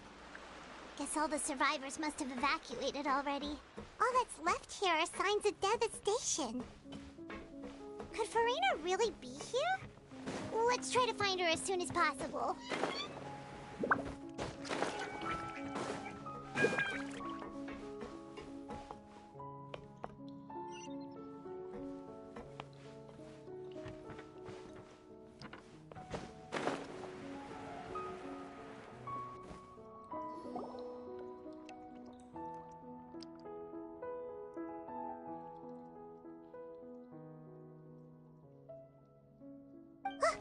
That's Farina, right over there.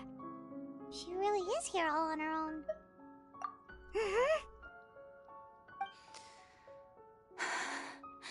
Should I just give up? This is all meaningless. What was meant to happen did happen after all. Everyone's dead. I'm sorry. I am so sorry. Give up, Farina. There's no point in holding out. I'm sorry. But what can I even do other than to repeat meaningless apologies over and over? Who's that? Don't worry, Farina. It's just us.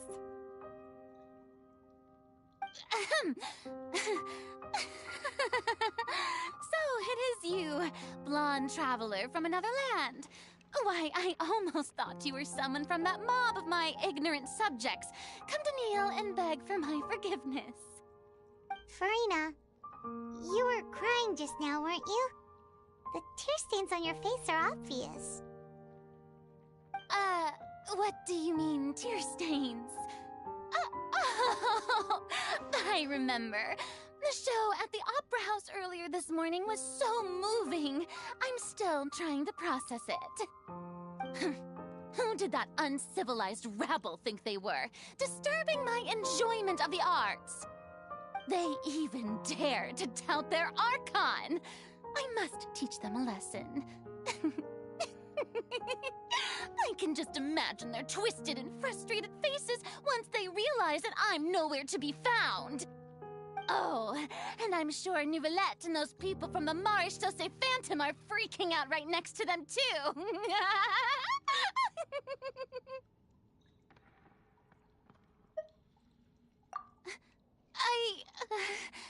Of course not.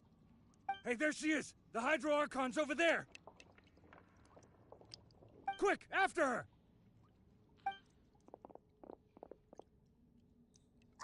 Farina, those people seem to be after you. They are? They're just some rabid fans who want to cut the line because they haven't been able to meet me in person, aren't they? That's against the rules. I can't let them get their way. Farina just ran off! Quick, we have to catch up with her!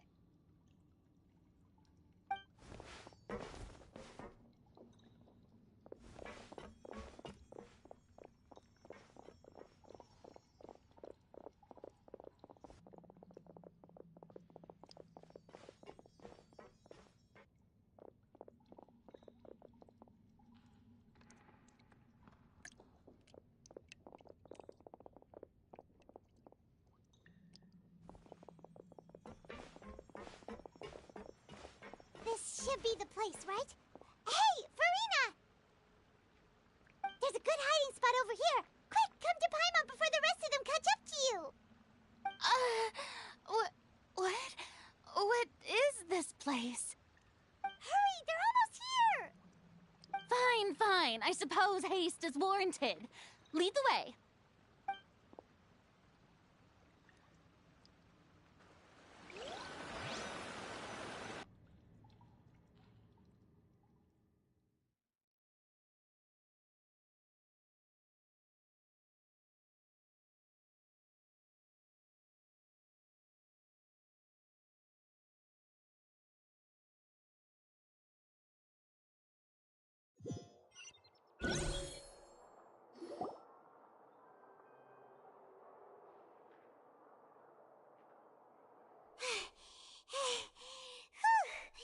Paimon's exhausted.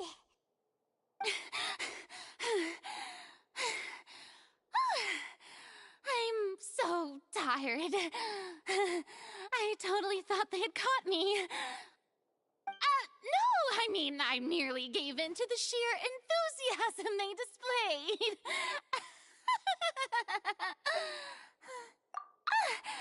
You're right. Yep, that's a good girl.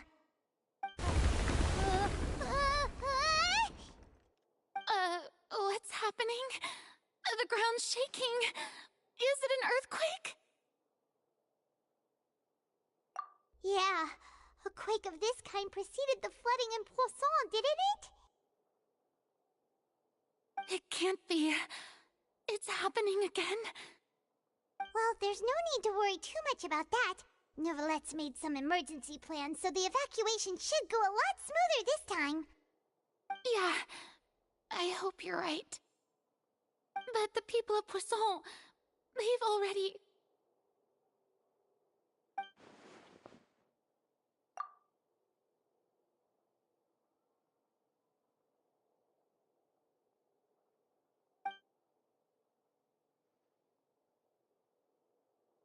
It's true. I've been investigating the prophecy for hundreds of years. I once had informants all over Teyvat, searching for clues and feeding information back to me. I've tried all kinds of ways, too, to hold back the sea. Anything to keep the coastline from advancing. But all my efforts proved to be futile in the end. Really, the truth has been clear to me for a very long time. We cannot make an enemy of the divine. No matter what we do, the will of the heavenly principles will have its way, and the prophecy shall be fulfilled. Give up. I do love the sound of that phrase. It would mean finally coming to terms with fate, but also for me to finally be free. Indeed, I've thought about giving up so many times, especially after we almost lost Poisson. Fate is really unreasonable, isn't it? It has no heart and obeys no rules. The prophecy has only just started to come true, and so many people have already lost their lives. But just now, it all became clear to me. I still don't have the right to come to terms with fate on behalf of everyone else. As long as the final moment hasn't come, it's still not too late. Don't worry. I will keep hope alive for everyone until the very end. Well, that's enough for now. I got the impulse to play the stricken maiden, but honestly, considering my rank and station, that wasn't a good fit at all. Don't take any of what I just said seriously. How could I possibly let Fontaine fall to the whims of trivial prophecy? Come on! Paimon could have sworn you were actually being honest just now.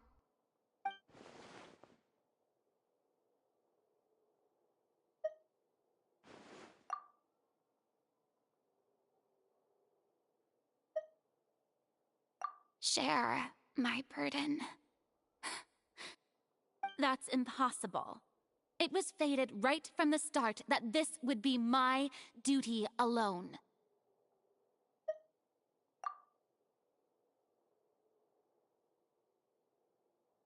A witness. Yes, I've heard that you came to Teyvat from beyond the stars, yes. In other words, you never belonged here. And if Teyvat is, in its entirety, a show on a stage, then you're just a spectator, aren't you? If that's the case...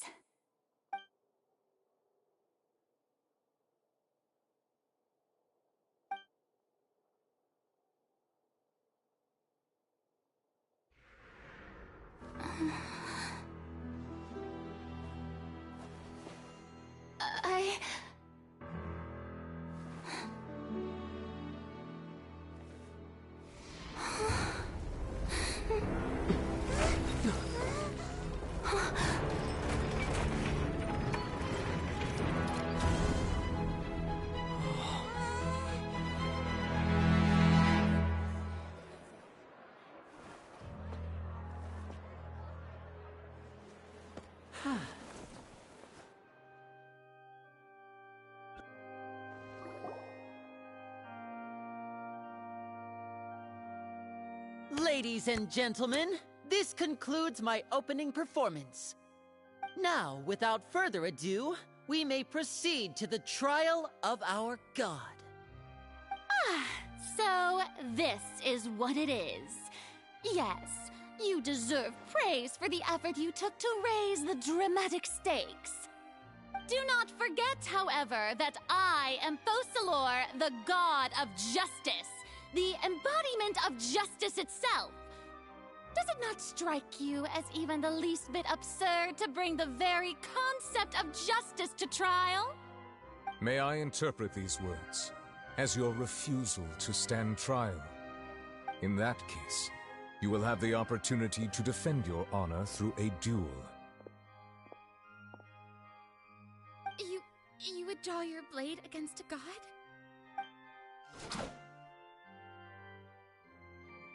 I see. It seems like you have made up your mind.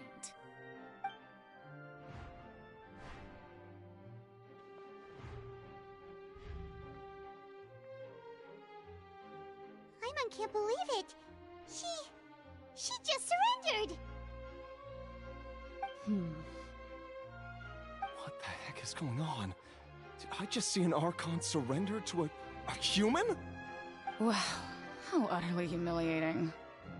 Lady Furina, what is the meaning of this? It would seem that there has been a misunderstanding.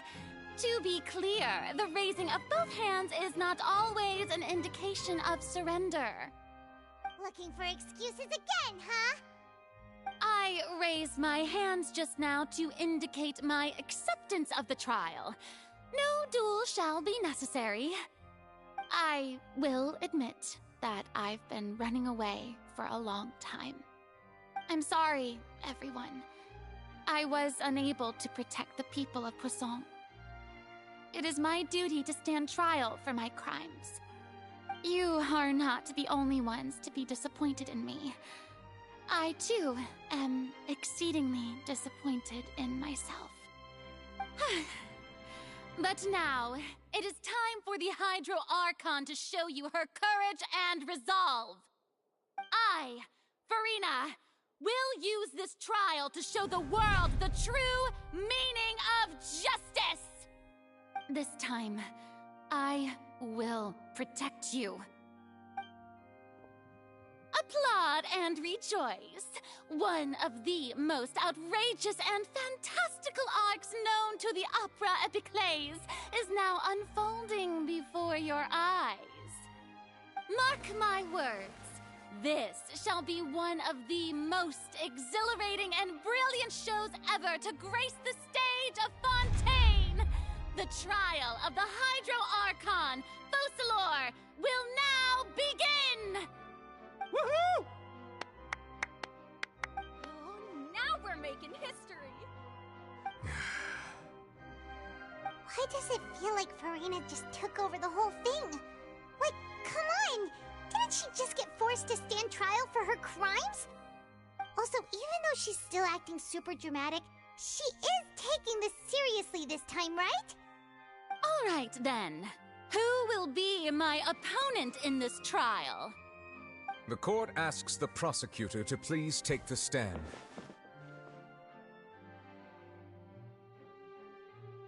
Is that so? Very well. Then please speak, witness of Teyvat, my accuser and fated opponent.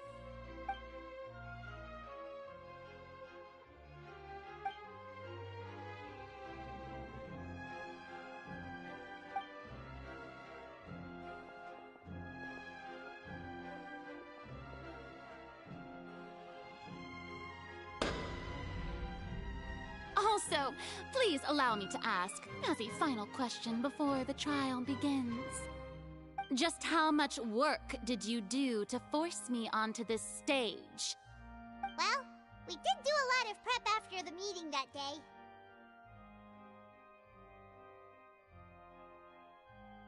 I can go over the tasks assigned to the Spina di Rosula, since they were rather straightforward and easy. Navia, the president of the Spina di Rosula.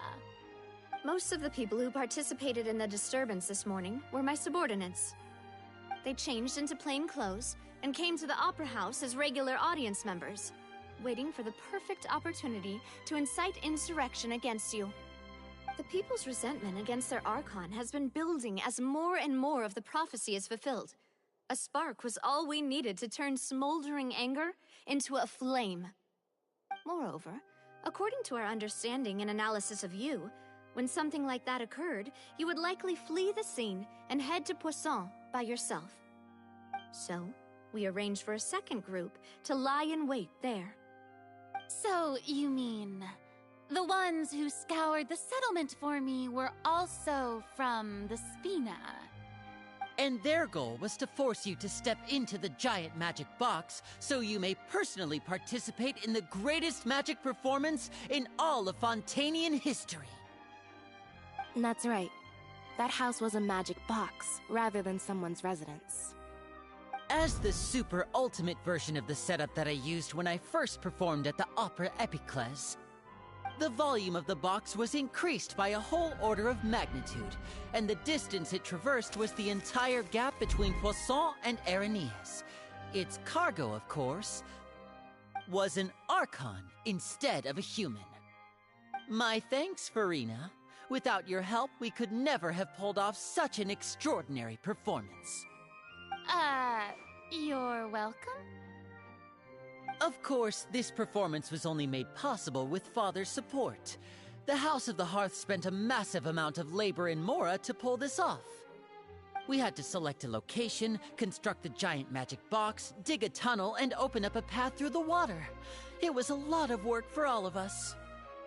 So, in other words, the earthquake that we felt within the giant magic box was just a normal tremor from the transportation of the whole house? That's right. It wasn't a sign of another disaster to come. Then, I can guess Nervilette and Cloran's parts. You gathered a crowd, prepared a stage, and made sure that the champion duelist would be immediately ready for a fight. Also that as soon as I appeared on the stage, the trial may commence without a hitch. Am I right? Yes, that is correct. Well, Clorand, I must commend you for your courage. Only the most outstanding champion duelist in all of Fontaine would accept a duel with an Archon without flinching. Thank you. As for you, Traveler, I suppose your role was to keep me distracted with conversation once you found me in Poisson. You'd make sure that I didn't notice anything amiss before revealing yourself as my prosecutor once we'd arrived onto the stage. Oh?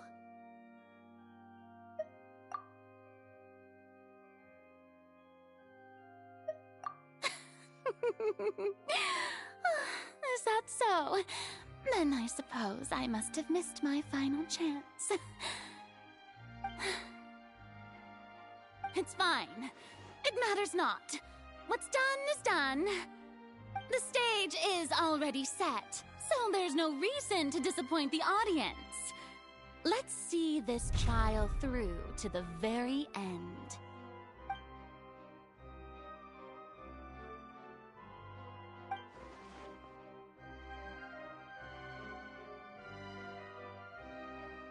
Sir Prosecutor, please allow me to pass this along. This is a document that Miss Charlotte applied for and received permission to share with you during the trial. According to her, it should speed up the proceedings. Huh? Charlotte wanted to give us something? Oh, so she's here too! Hey, Charlotte! Oh, let Paimon see. Isn't this the exclusive interview that she did with us before? So she's already finished it, huh? Wait, then that means this document is a perfect timeline of everything that's happened ever since we stepped foot in Fontaine! So in other words, we can refer to this anthology of evidence every time we want to use something from our journey as evidence for an argument!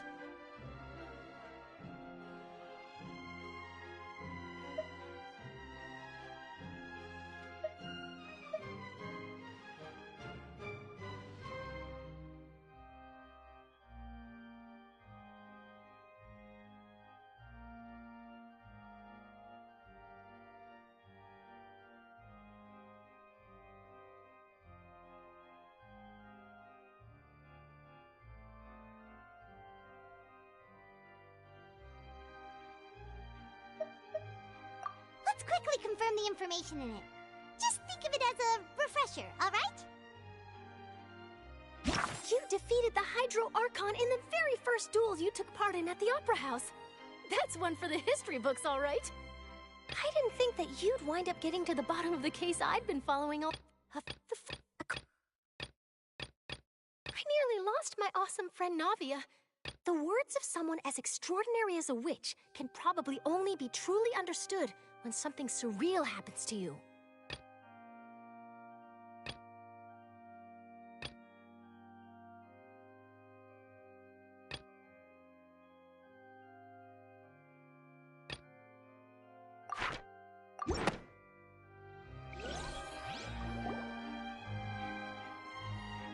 The prosecution and the defense are both in position. The trial shall now begin. Oh, come on, Nervylette. There's no need to repeat all the unimportant legalese.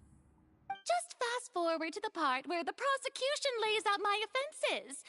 As the defendant and the lead actress of this performance, I still haven't even been informed of my supposed guilt in all of this. Of course, it is only natural for humans to struggle to understand the actions of a god. However, you will need more than that to convict me of a crime. That's true, but my charge here is unrelated to your conduct as an Archon. Instead, I would like to charge you as a fraud who's never been the Archon in the first place. Wait, what was that? Lady Furina's a fraud? Hey, I came here thinking that we were going to try the Hydro Archon for forsaking her duty, but did I hear that right? She's not our Archon at all? Charge accepted. Lady Furina, do you plead guilty to the charge?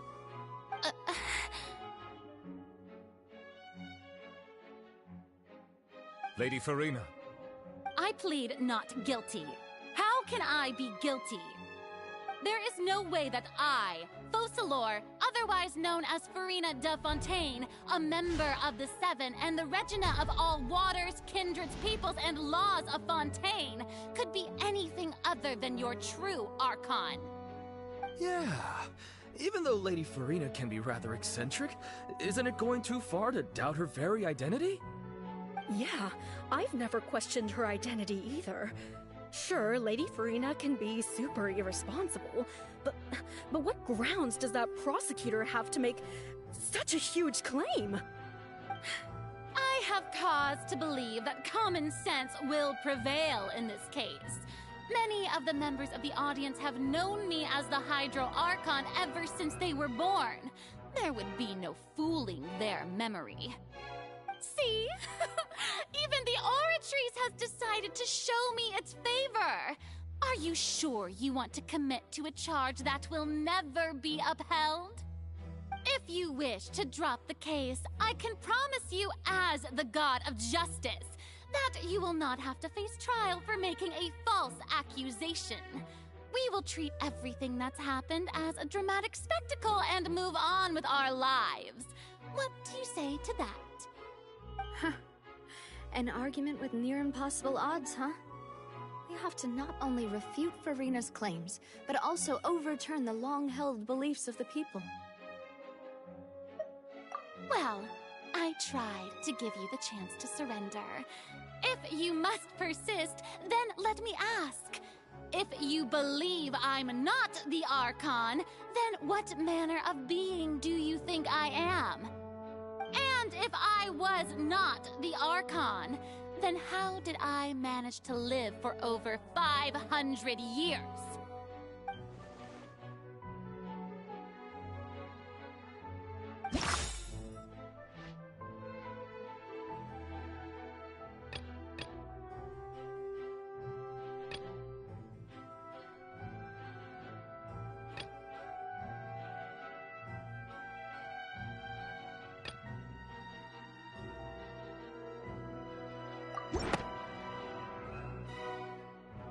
First of all, you may be a member of another long-lived race, which would allow you to naturally possess an extended lifespan.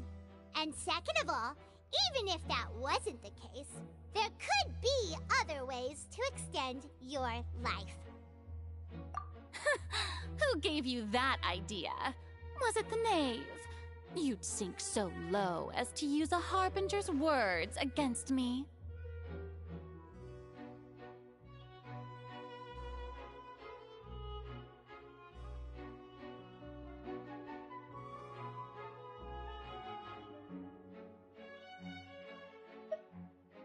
A curse? I once thought it possible that the aura of an Archon might naturally resemble a type of curse. But in light of this claim, perhaps what I sensed was not your divinity, but a curse after all. You sensed it too, huh, Neverlet?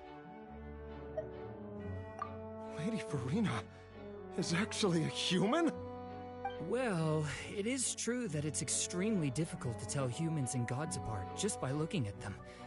It's not impossible.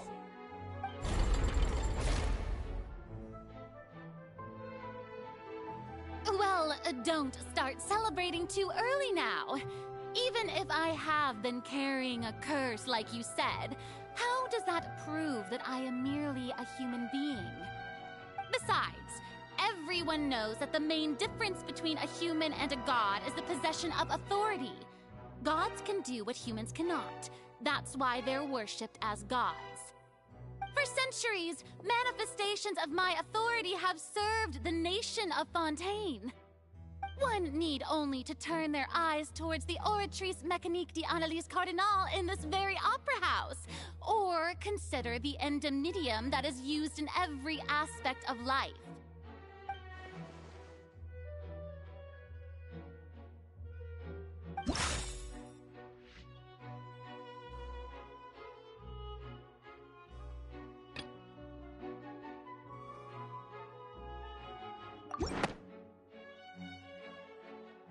You tried to reference the Oratrice, but weren't you as confused as all the rest of us when the Oratrice declared Childe to be guilty without any proof? Otherwise, you should have come up with a good explanation for that by now. Didn't I make myself clear at the time? The decisions of the gods are naturally difficult for humans to comprehend. There is no need to provide an explanation. Lady Furina, I believe a reminder of your current circumstances is in order. While the court is in session, the principles of justice and the law must come before all else. While you are an Archon, you are also first and foremost the defendant in this trial. You will prove yourself unable to defend against the prosecution's charges if you continue to withhold vital information against the rules of the court. I never thought you'd use that kind of rhetoric against me. That was no trick of rhetoric, Lady Furina. I've merely reiterated the rules of the court. Rules that all should respect and follow. So, you neither knew why Childe was declared guilty, nor did you understand the structure and operations of the Oratrice. Instead of having been created by you, the manifestations of authority you mentioned have been made by the real Hydro Archon, haven't they? The real Hydro Archon? Well, now you're really losing me. It is true that I did not know why the Oratrice gave out a guilty verdict that day. But the Oratrice handed out that verdict unilaterally, and it has been operating independently ever since it was first created. You can't argue that just because a divine creation is flawed, that the god behind it must also be no god at all. She's still throwing out all kinds of excuses. Seems like she's confident that we won't be able to produce proof that she has no power over the Oratrice. My power as an Archon. There are many ordinary citizens in the audience. How can I just carelessly demonstrate the formidable power of an Archon? If that poses a concern, I'm prepared to extend my protection to the audience. You don't need to go that far.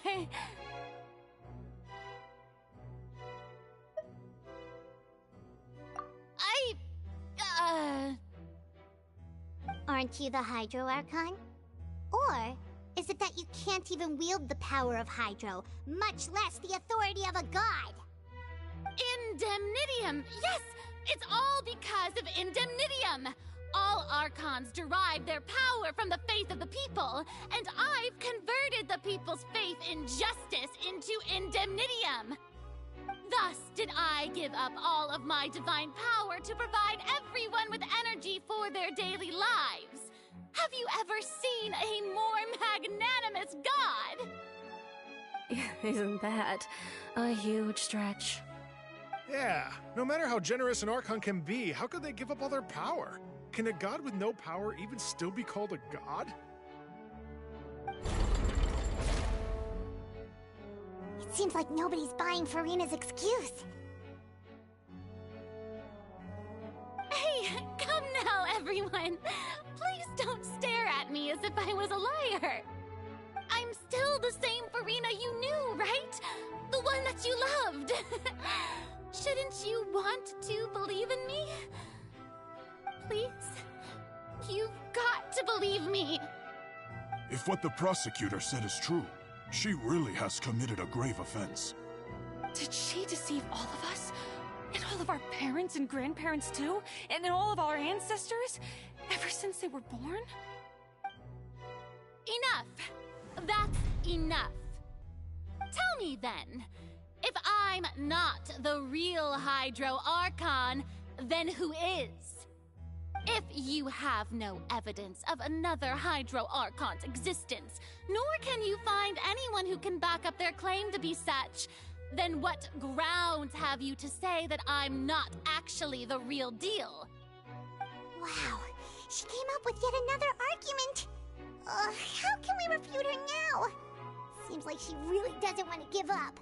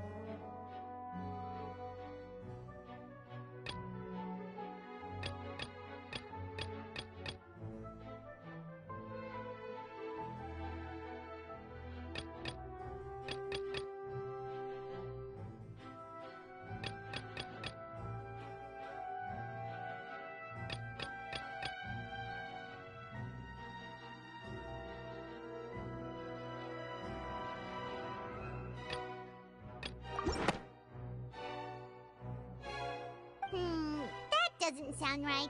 Paimon doesn't think this clue can be used as compelling evidence to build our case.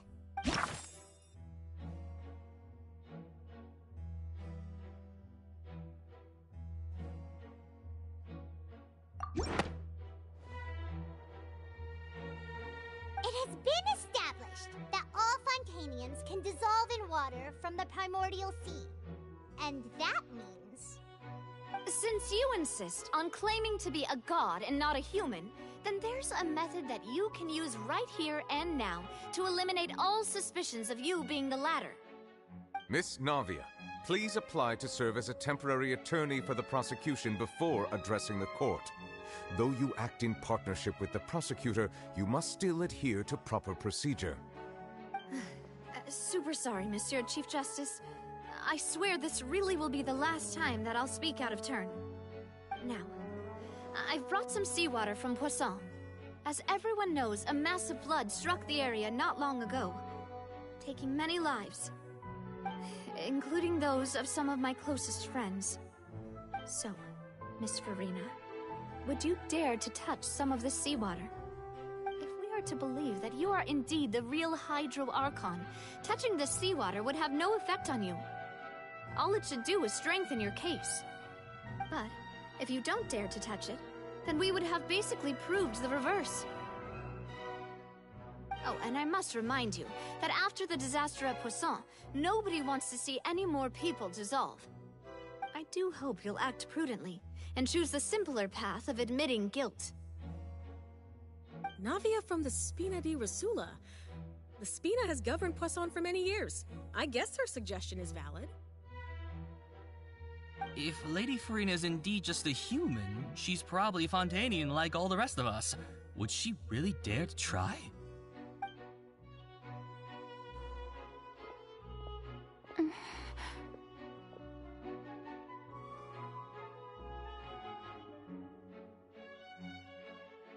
Lady Furina, this test has been unilaterally proposed by the prosecution. As it falls outside the realm of standard court proceedings, you possess the right to decline participation. Well, of course he had to tell her that. But refusing to participate is basically the same as a confession of guilt. She's just staring at the water without saying a single word. It really does seem like she's quite terrified of it. That could only mean... What's going on? Is she really planning to... That's not what we thought she would... Due to the inherent risk of the test, Lady Furina, you may...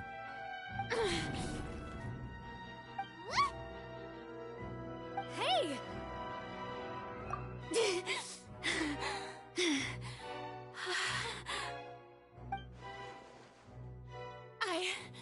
I'm fine! Look at me, everyone! My hand is still here! I haven't been dissolved! Will you believe me now? I really am your Archon! I'm nothing like a normal human who would fall apart as soon as they touch this water! Really? Was this not the most obvious thing in the world? Miss Siegewien? If you're present, Miss Siegewien, please come forward and attend to the defendant. Siegewien? Don't be nervous. It'll just take a few seconds. Let me see. That should be enough. Please announce the results of your evaluation to the court, Miss Siegewien. As everyone doubtlessly saw, Miss Furina was displaying symptoms of hyperventilation and flushed skin. These indicate that she was experiencing the adverse effects of exposure to primordial seawater. The extent to which she was affected is the same as other humans when exposed to primordial seawater of a similar concentration. Thank you, Miss Siegewien. Lady Furina, you may return to the defendant's stand. Oh wait, what did she just say? I didn't get dissolved! Shouldn't that be enough to prove my innocence? Well, considering your tendency to run from your problems, we did originally prepare a direct sample of the seawater around Poisson. However, after extensive discussion, we exchanged it for a sample that is not concentrated enough to dissolve an actual human. After all, on the off chance that something entirely unexpected might occur, we don't want anyone else to lose their life to the sea. Yeah, so out of regard for Furina's life, you secured a low-concentration sample and asked the head nurse to serve as an expert witness. It's a great thing that the direct sample wasn't actually used. Furina could have... I can't believe... you...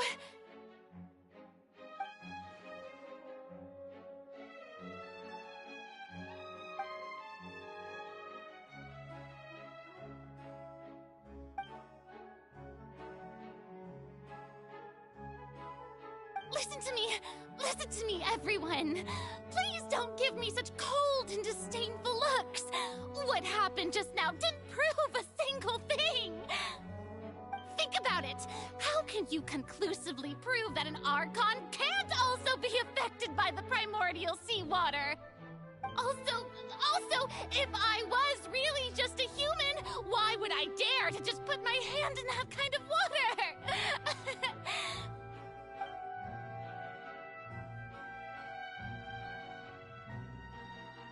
Please, everyone, anyone, just listen to me!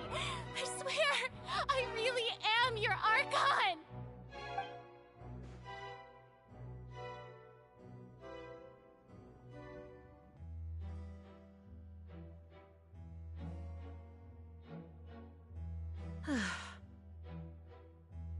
I don't think anything she says at this point will sway anyone. The odds are just too stacked against her now. With all the things that have been said, Paimon doesn't think there's any way left for Furina to win. I believe the time for arguments and presentation of evidence has come to an end. If there are no objections, we will move on to the final judgment.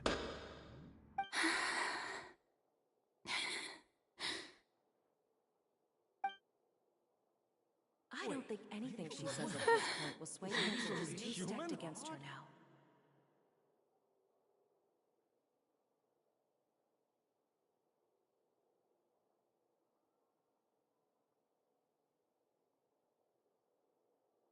In my capacity as Chief Justice, I shall now render judgment on Furina's misrepresentation of herself as the Archon of Fontaine. As a human who knowingly deceived her fellow citizens, Furina is... guilty.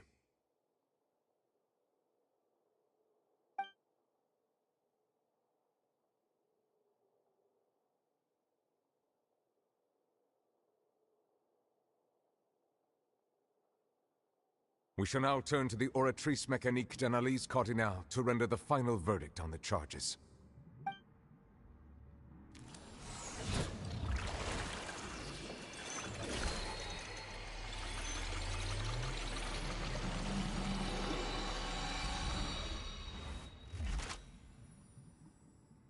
According to the judgment of the Oratrice Mécanique d'Analyse Cardinale, Furina is... Well, what's wrong? What's the Oratrice's verdict? No, the Oratrice also displays a guilty verdict. Isn't that correct, then? However, the exact wording of the verdict is thus. The Hydro Archon, guilty, to be punished via the death sentence. The death sentence? That's actually one of the available sentences? I've always thought that it was just a myth. The one and only time the death sentence has been handed out at the court, and it's been given to the very person we've worshipped as the god of justice? What an unexpected twist. Furina's been sentenced to death by the Oratrice? We just wanted to use the trial to show her the seriousness of things so she'd tell us the truth. How did things escalate this quickly? This outcome is indeed quite strange. According to Fontaine's current definitions of justice, as well as its recommendations for criminal sentences, is this sentence really appropriate for the crimes that have been committed? Yeah! Even Vacher wasn't sentenced to death by the Oratrice. You know, the real evil mastermind behind the serial disappearances case! Indeed. Not only is Furina's sentence overly excessive, the very point of our trial today was also to prove that Furina has never been the Hydro Archon in the first place. But now, the Oratrice seems to have deliberately invoked the title of the Hydro Archon. What does this mean?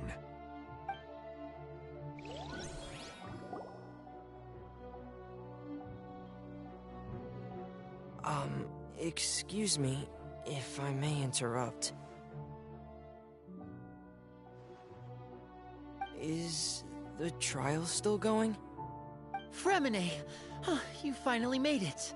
I assume this means you've completed your mission? Mm-hmm.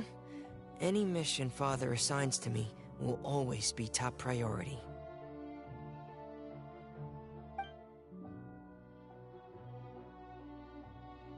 Is that the first prophecy slate? Huh. So the knave privately arranged for Fremine to try and find the missing slate. I looked everywhere and finally found it at the bottom of the sea. It took me a long time to get around some dangerous stretches of water. But has the trial already concluded? Then doesn't that mean I've come too late? Oh no. Father will be disappointed in me. Thank you for your hard work, Mr. Fremine. Please allow me to review the record left on the slate. Traveler, I believe that you have already seen the other existing slates. I would like you to come here and confirm their contents.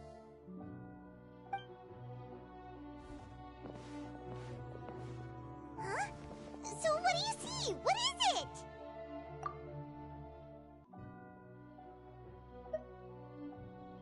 I believe I have now made sense of the Hydro Archon's crime.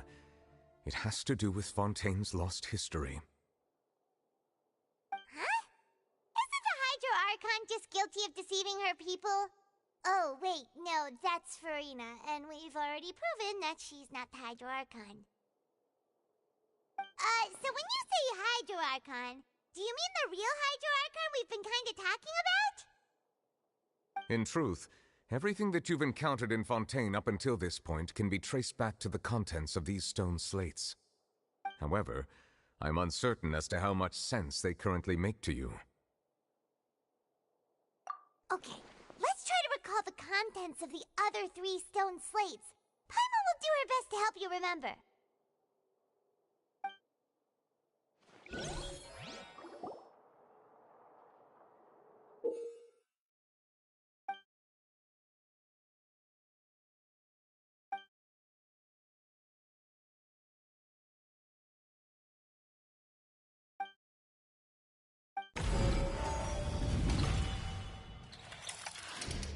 The first stone slate describes what you just said.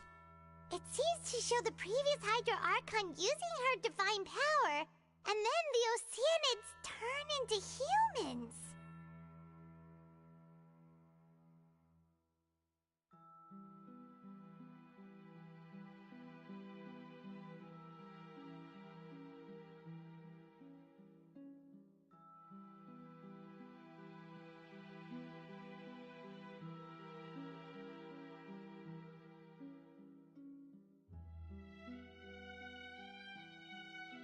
Does that mean that Fontainians are transformed Oceanids? Oh, Paimon wasn't expecting that. But if Oceanids can turn into humans, then perhaps this process can be reversed as well. The second stone slate shows Celestia floating in the sky, and the Hydro Archon and her people worshipping it together. But the heavens still brought judgment down upon them. This must be the point when the Hydro Archon and the Fontainians were branded with their original sin. Does this mean that the original sin and the Hydro Archon sin are the same thing? The third slate shows the Hydro Archon sinking into the sea surrounded by many people.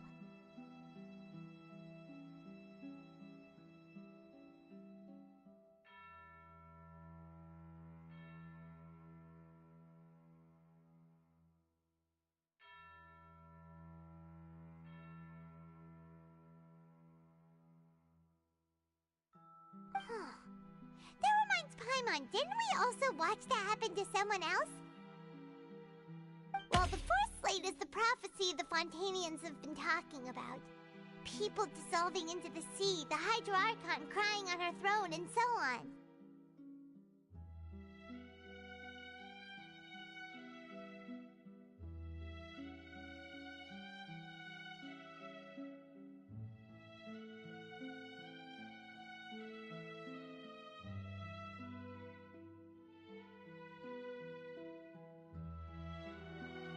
We didn't believe that such a crazy disaster could happen at first, did we?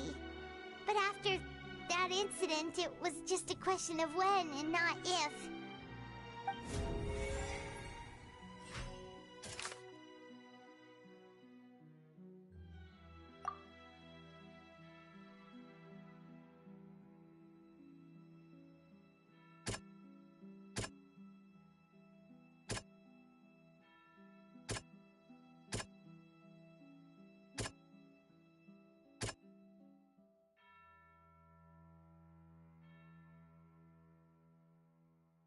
That doesn't sound quite...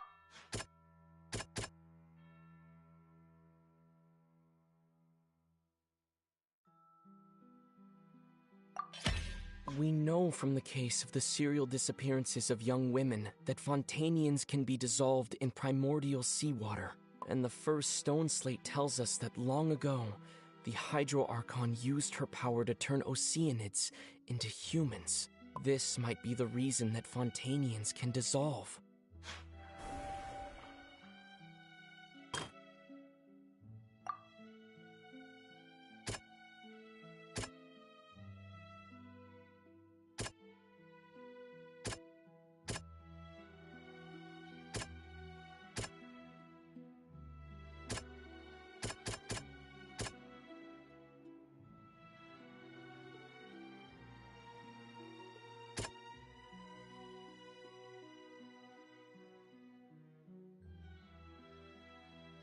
That doesn't sound quite...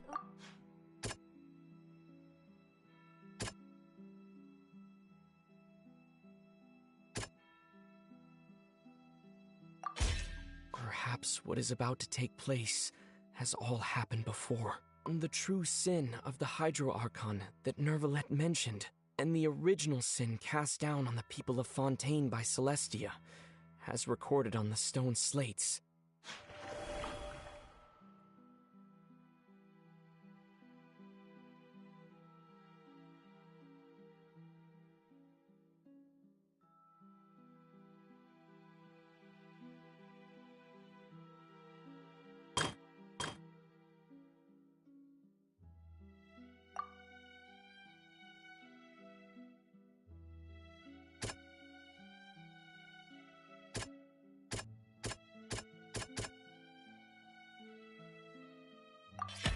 It's not as simple as falling into the sea. When Navia fell into the sea, her consciousness was subjected to judgment. The stone slates show the people gathered around the Hydro Archon in the sea. Could that be alluding to the same thing?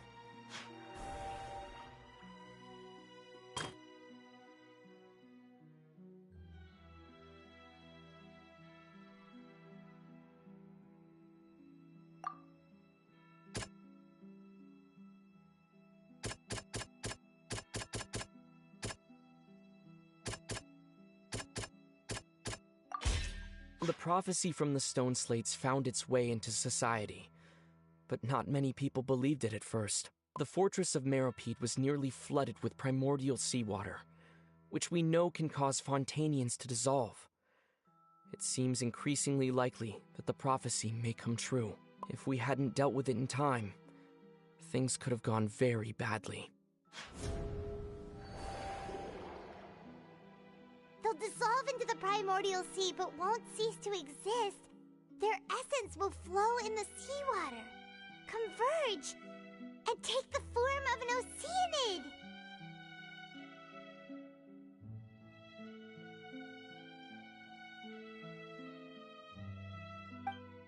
The Hydro Archon was sentenced to death in court, shocking everyone present.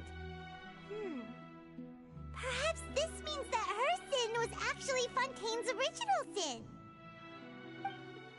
Navia fell into the water inside those ruins, and she nearly dissolved. She was surrounded by the people of Poisson in a court within her consciousness, and was forced to take part in a trial meant to make her stay. The eruption of the primordial sea at the fortress of Meropide was the surest sign that the prophecy was about to come to pass no matter what. The prophecy's contents can all be verified by recent events. If we combine what we know together, loads of truths should come to light.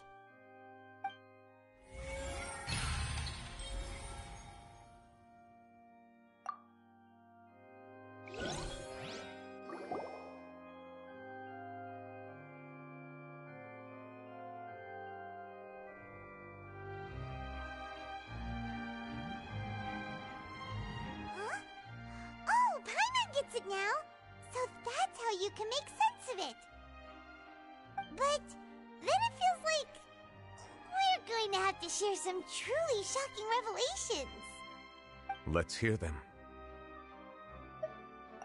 Incredible. Linny, did you hear that? We're not real humans.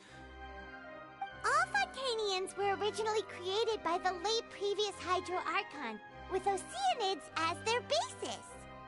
The evidence for that can be found in how only Fontanians could dissolve in primordial seawater, and how all the girls Vacher dissolved were also turned into Oceanids. Oh, and according to Navia, when she was about to get dissolved, she also saw everyone gathered around for a trial, all of them in the shape of Oceanids. Indeed. Yeah, and it follows from the content of the first slate that she probably angered Celestia by creating humans without prior permission. That could also explain why the Oratrice judged the Hydro Archon to be guilty. It's to account for that ancient sin. The Hydro Archon's true sin was creating us? And yet, after many hundreds of years, the Hydro Archon's creations have turned around to try to judge the Archon within the Opera Epiclese. The twists of history are often the most unexpected of all. Yeah, isn't the image here just like when Navia fell into the sea? So wouldn't it be trying to show the image of the Hydro Archon also falling into the sea once the prophecy has been fulfilled in the fourth slate?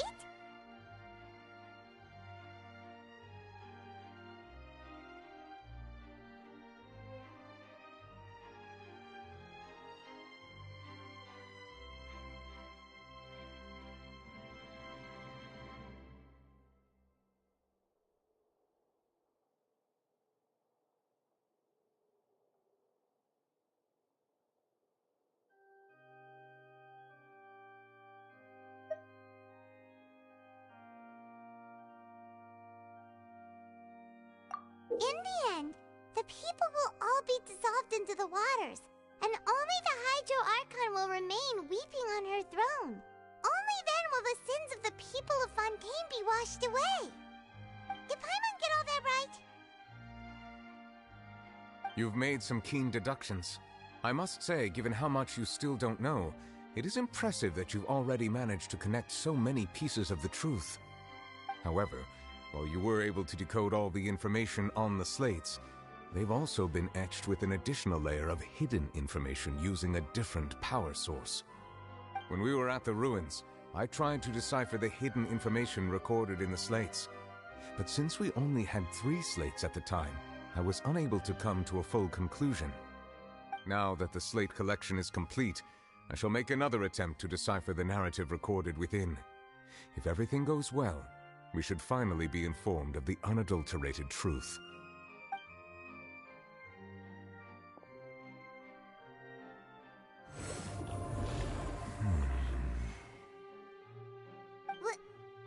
Well? Did you get it? I believe I should share this truth not only with you, but with all the people of Fontaine as well. I will try to briefly summarize it for you.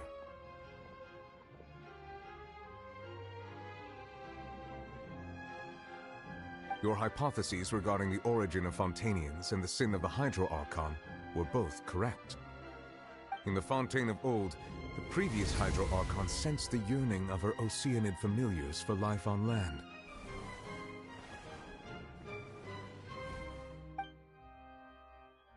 The Oceanids were enamored with the beauty and romanticism of human beings, and wishing to have those experiences for themselves, expressed to the Hydro Archon their desire to become of a similar kind. However, even though water as an element is intricately linked with the power of life, the Hydro Archon, as one of the seven, did not possess the authority to create a new form of human life. Not one to give in, she eventually found a way to create permanent humanoid bodies for her familiars by appropriating the power of this planet's primordial sea. She poured primordial seawater into the Oceanids' blood vessels, creating humanoid mimics in the process. But if Fontainians were to ever come into direct contact with water from the primordial sea, the power within their bodies would escape these artificial restraints and return to the sea. As a result, their forms would collapse, and they would be reverted to their original forms as Oceanids. Of course, the Hydro Archon never received permission from the heavenly principles to create a new human race. And thus, the Hydro Archon and all of her creations came to shoulder the original sin of appropriating the power of the primordial sea. That is the true history of how the people of Fontaine first came into being. So we were all Oceanids before we turned into human beings? That's way too much information for me. I think I'm just going to pretend that I never heard a single thing. Wait, but if that's the truth, we can't let the Hydro Archon be sentenced to death. After all, her only sin was creating us. This really might be too much information for your regular Fontainian, but it does answer a lot of our questions. Alas, your hypothesis regarding the third and fourth stone slates was inaccurate. The slates' respective positions are, in fact, correct. A key point of the visual on the third slate is how all the individuals depicted in the water are humans rather than Oceanids. They have not been dissolved, which implies that the water depicted in this slate is not water from the primordial sea. The nation of Fontaine is the nation of Hydro, as well as the nation of Trials and Justice. Instead of being the literal element, the water in the scene symbolizes judgment and justice. You may also recall Navia's experience.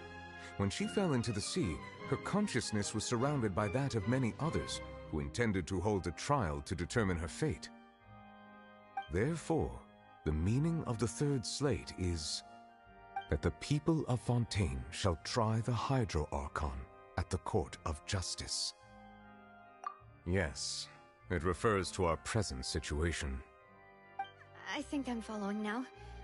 So, what you're saying is, even though we decided to put on this trial to avoid fulfilling the prophecy, in truth, everything we've done has happened exactly as the prophecy foretold. So now, it seems, we're the ones making sure it comes true. What should we do? Huh. No matter what, the prophecy will be fulfilled. Is this what it feels like to be a prisoner of fate? If that's the case, does that mean the scene in the fourth slate will also be fulfilled soon? Traveler, I would like to point out another small fallacy in your deductions. About the fourth slate, you probably thought that the eruption of primordial seawater beneath the fortress of Meripede served as the surest sign that the prophecy was about to come to pass, yes? However, I believe that rather than being a sure sign, that eruption could in fact only be a small warning of something far worse to come. As for the root cause of the catastrophe, I believe you've already encountered it once before.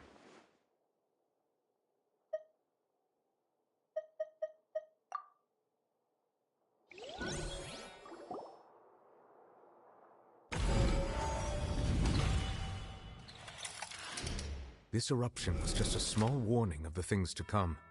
We must find the root cause of the disaster.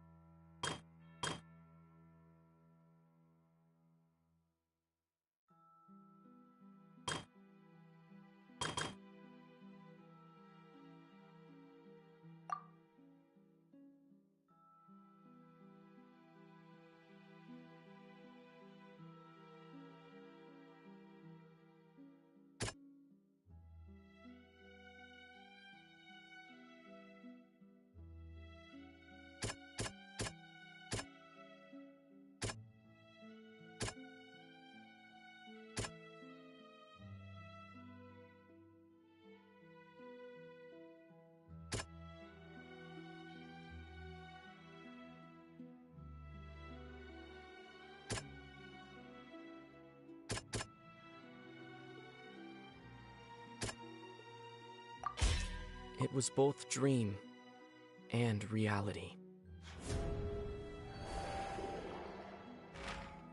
If we're talking about a true culprit, that could only be that thing inside the Primordial Sea, right? The truth, the original sin, the trial, and the root cause of the disaster.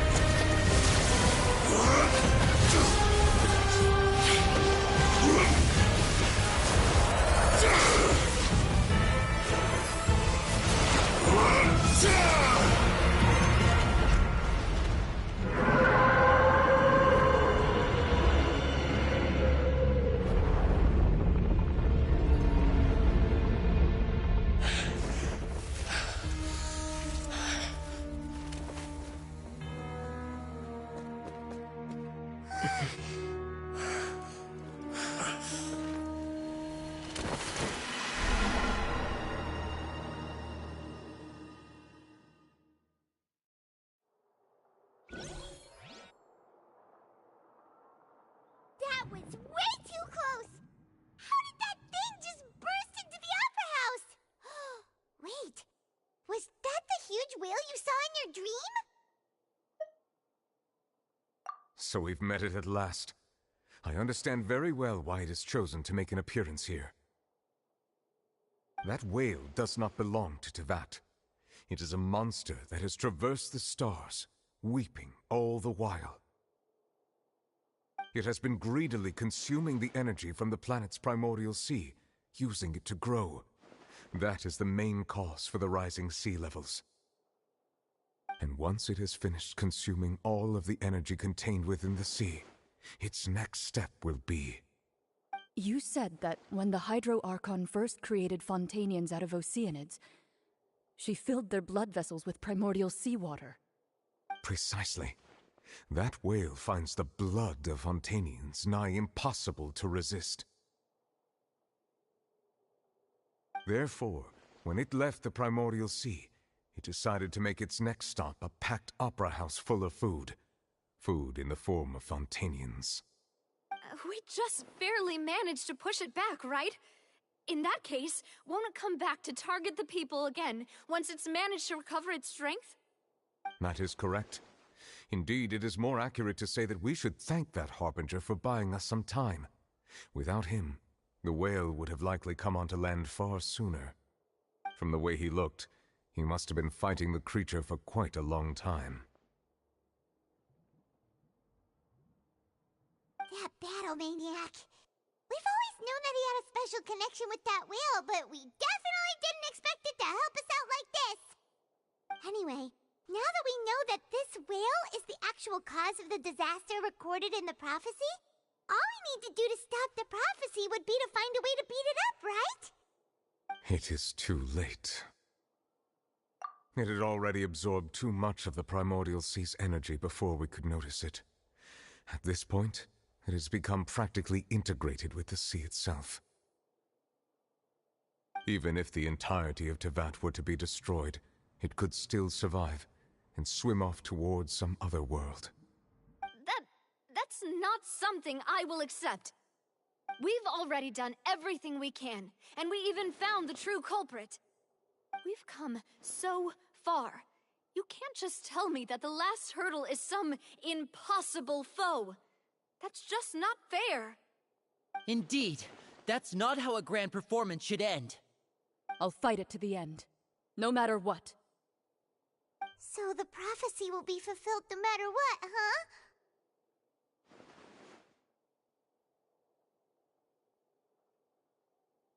The prophecy. Yes, what has been prophesied will be fulfilled. You may view such things as the history of the future.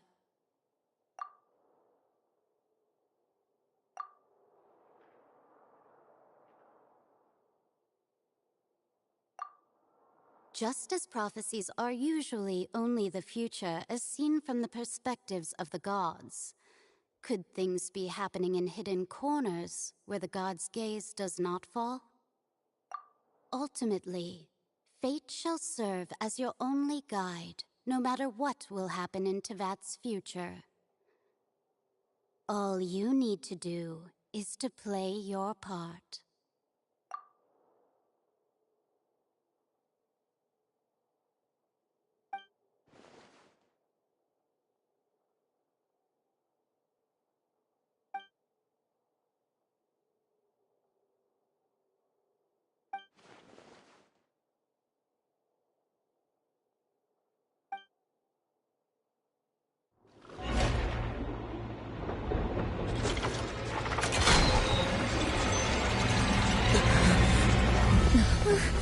What's happening with the aura trees? I believe it is preparing to carry out the death sentence.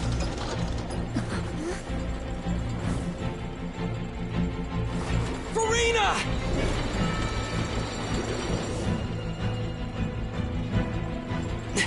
No, I still need answers.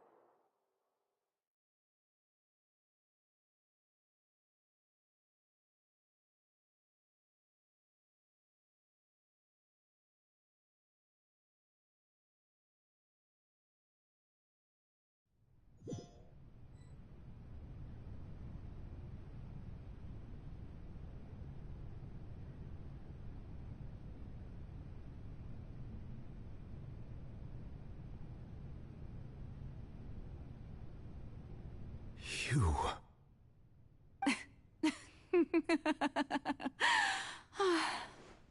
Sorry. That shocked expression on your face is just too amusing. I couldn't help myself. You are not Furina. Who are you? Ah, the sweet sound of bewilderment. Marvelous. A sure sign that my attempt to deceive everyone was a resounding success. But to answer your question, I am Focalors. You know, the god. Focalors? Why did you deceive us? Oh, that wasn't my goal, of course. Goodness, no. But I had to fool everyone else too, if I was to stand any chance of deceiving the heavenly principles. Deceiving the heavenly principles? It's all because of that pernicious prophecy. Dreadful, wasn't it? Everyone doomed to dissolve. Fontaine condemned to be flooded. One was not amused. In fact, one was positively bemused when that problem was thrust upon me by my dearest predecessor. That's the former Hydro Archon Egeria, for the uninitiated.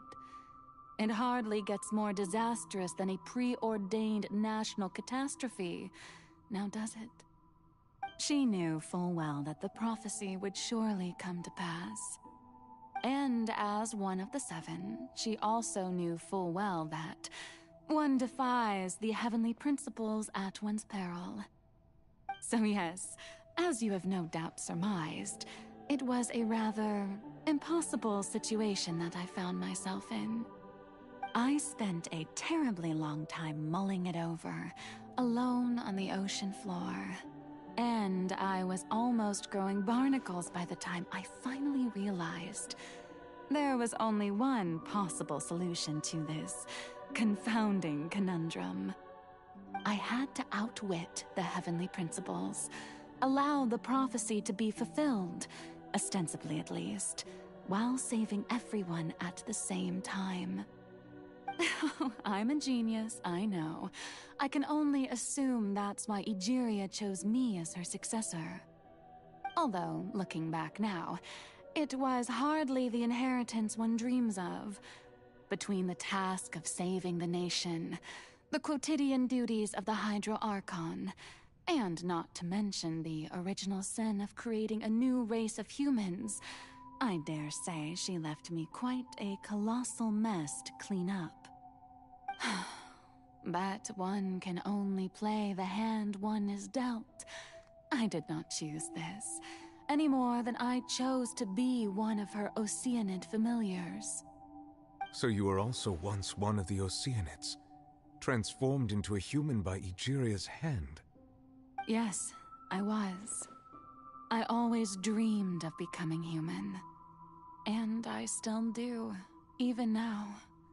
In my eyes, to be human is to be part of the greatest opera ever known. After becoming a god, I separated my divinity from my body and spirit, leaving behind only a self that was as naive and bewildered as my past self on her first day as a human being. The me you see before you now is that divinity. And the human counterpart I left behind, I named Furina. She could feel joy, sorrow, and everything in between. She could be as vain and conceited, or as meek and vulnerable as she wished. Her strengths were of a kind only a human could possess, as were her shortcomings. But in my eyes, Furina's humanity was what made her perfect. She was perfectly human in every way. The person I always wanted to be. Anyway, so then I cursed her.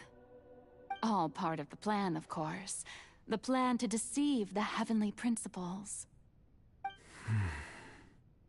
Do you still remember the final scene of the prophecy? The Hydra Archon alone, weeping on her throne. In order that the prophecy might appear fulfilled, I invited Furina to be an actress, to play the part of the Hydro Archon in the prophecy.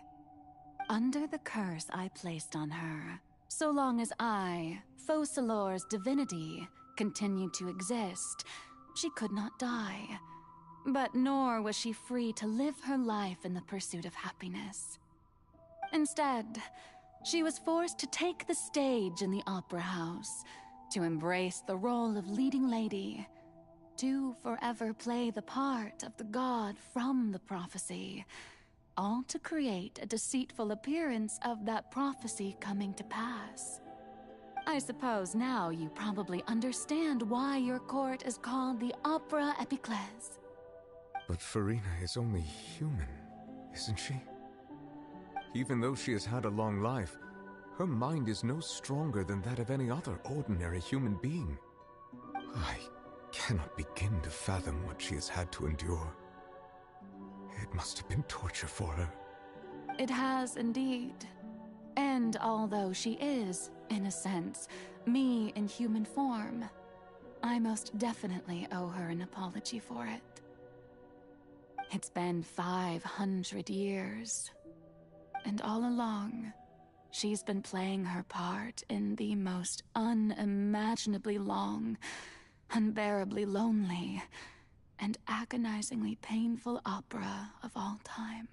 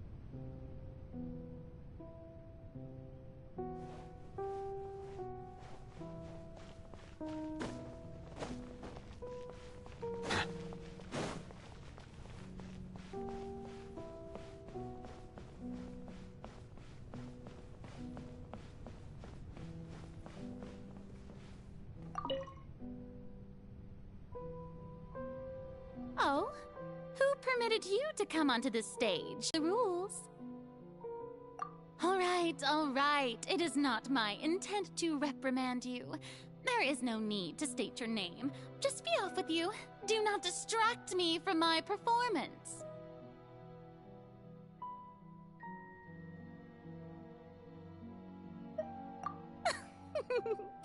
Oh, do not jest. Can you not feel it?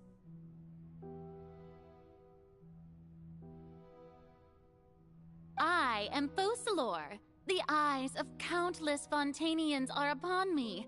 I must, at all times, display the utmost elegance and nobility.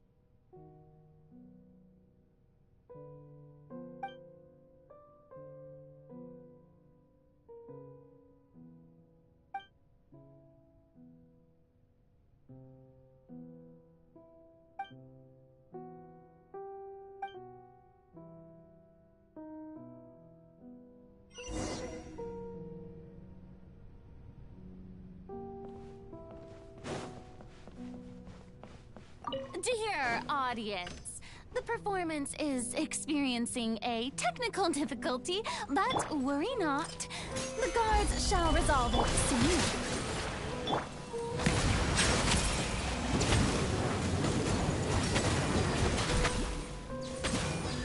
I will have order. Bow your head.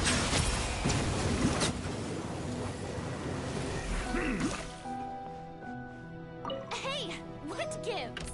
The audience is still watching me, you know. Guards? Wait, where are the guards? Guards!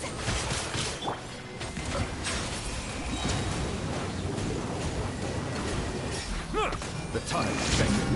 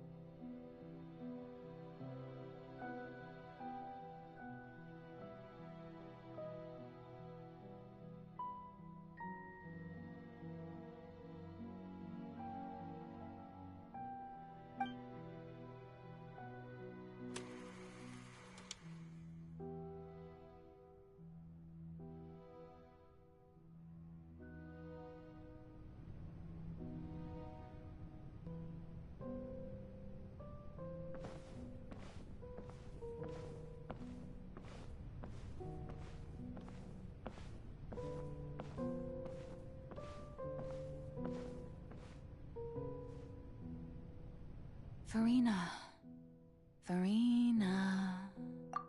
Huh? Who's that? Who's calling me? Where are you? Be not nervous.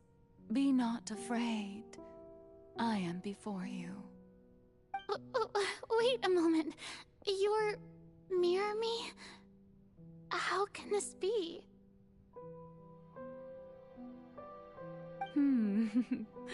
Mirror you, huh? You know what? That's not bad. Let's go with that. Mirror Me. What do you wish to say? The prophecy. Have you heard of it? What prophecy? Wait. I know. I think. I don't know why, but it's in my head somehow. The people will all be dissolved into the waters, and only the Hydro Archon will remain, weeping on her throne. Only then will the sins of the people of Fontaine be washed away. Oh, very good. You know it well. What's going on? I can't seem to remember anything clearly. The only thing I know for sure is this prophecy. Will it really come to pass? Yes, it will. And that is why I've come to you. Disaster will come to Fontaine sooner or later. Things will develop just as the prophecy declared. There is no escaping it. But doesn't that mean everyone will die? I'm a Fontainian just like them. Will I dissolve too? Oh, don't worry. Magical meetings exist in this world precisely to give people a chance to turn things around. It is the reason why you met me today. I will tell you how to save everyone, but you may have to suffer somewhat. Oh, so there's still hope after all. Goodness, you frightened me. You spoke so much and with so much certainty. As for the suffering, well, I will admit that the first thing that came to mind was, why do I have to be the one to suffer? But if the prophecy will come true, I'll also die anyway, right? So if I've already met you as my magical meeting in this world, if there were scales, with all the people of Fontaine on one side, and my pain on the other, is it not obvious where the scales should tilt? You truly are the perfect human. My ideal. I suppose this would also be the justice that belongs to you. Huh? Don't worry, it's nothing. Listen well. Fontaine has just lost its Hydro Archon. I need you to play a role. That of the new Archon. Play as a god? That's right. You must begin a never-ending masquerade. You must never let anyone suspect your identity. If you can keep it up, then I shall have my way of defying this prophecy. But should your identity be revealed, then all hope will be lost. But how will I do this? A human assuming the role of a god without being exposed. Don't worry. What you must do is not to turn yourself into a real god. You simply need to play the role of a god as humans imagine them to be. Being a human yourself, I'm sure you already know what such an entity would be like. Remember, your true challenge will not be pursuing divinity, but contending against humanity. I'm still not sure I understand, but I'll try. I'll try to do this. So, how long am I going to have to play this role? To accomplish this mission, you will have to stay on the stage for many, many years. You will endure and not grow old until your task ends. But I promise you, all will eventually end in a magnificent and dramatic trial, and everyone will be saved.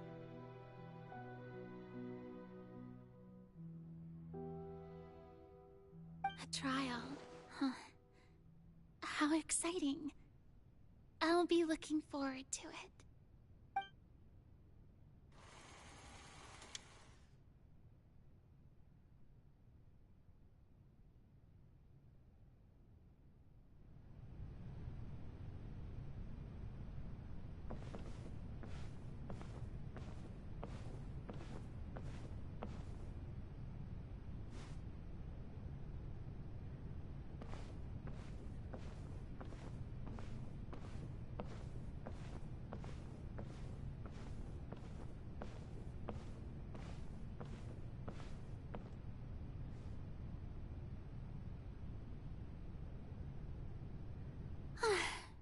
The Maison Cardinalise has announced my accession, but this is my first time facing the people.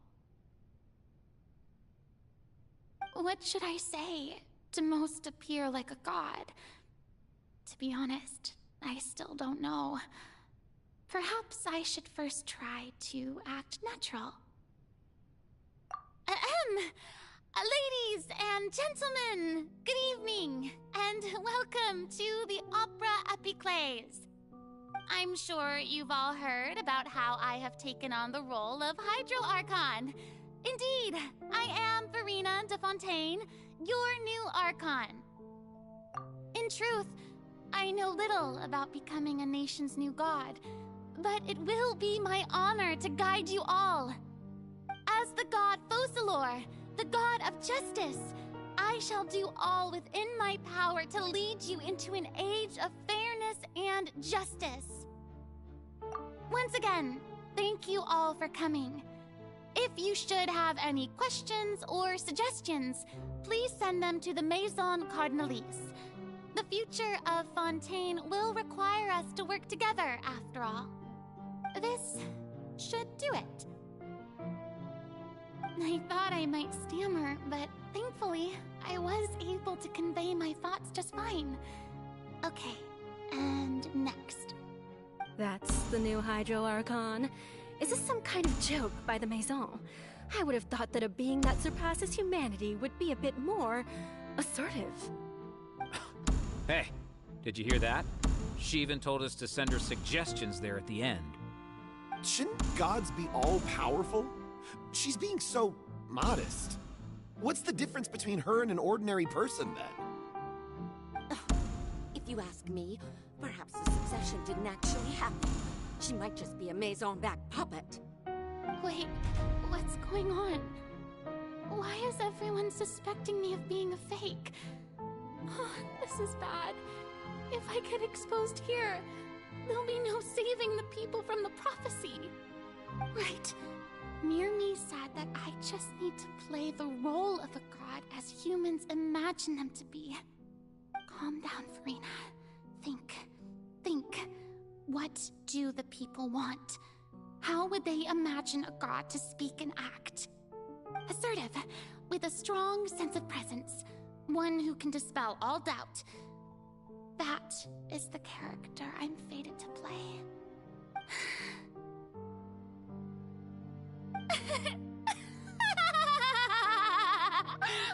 Oh, very good, my people. Only ones such as you are deserving of my rule.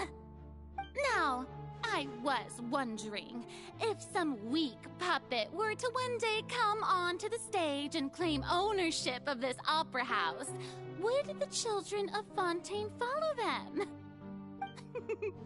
Well, it seems that you would all see right through them. Having passed my test, you are qualified to witness wondrous trials alongside my august self, here in this opera house. You may consider my previous act a door gift of sorts. I thought it was a debut that suited the atmosphere. Now then, let us be reintroduced. Ah, so that was just a performance. How could I have forgotten that we were inside an opera house? Her personality. It's quite shocking, to be honest, but I suppose it's a better look than before. Such a fascinating and bold deity. How wonderful! Our future may yet be bright after all. it seems I've turned them around. Best follow this flow and restart my accession speech. My dear people, whether you acknowledge looms amid sin.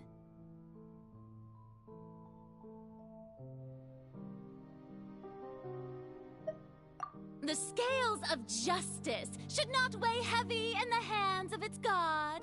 On one side, it must carry fairness and justice. And on the other, praise and applause. May law be the prayer on our lips. May judgment be our worship. Let us light the fires and drink to the future of Fontaine.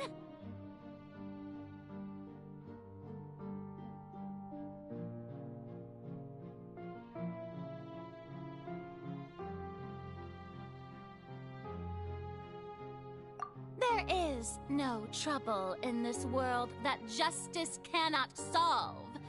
All that is needed is for you, my people, to believe in it, heart and soul. So long as I, the Archon Focil in the Opera Epiclese, so long as I stand before the Oratrice, I shall even judge the gods of this world!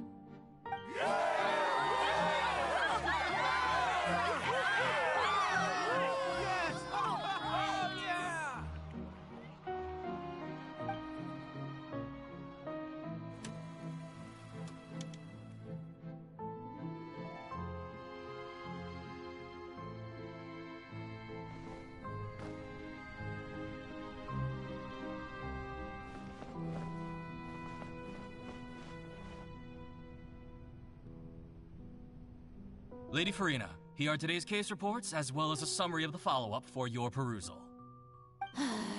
Come now, was I not just at the Opera House in person? Leave these kinds of things to Neuvillette.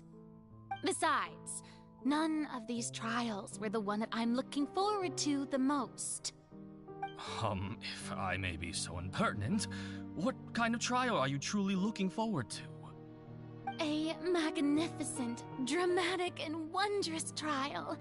A trial to end all things. How could you hope to understand? That's true. I fear I lack the ability to grasp your divine thought, Lady Archon. No need for fright, and do not take what I said before too seriously. Go now, do your duties. The trial I await. It will come one day.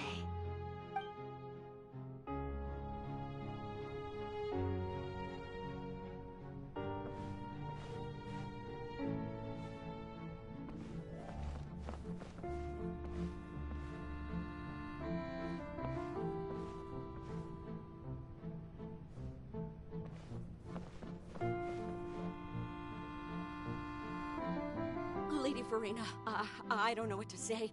Thank you for agreeing to see me. No need to thank me. Or rather, thank your own sense of perseverance instead. Long have you stood in line to meet me, have you not?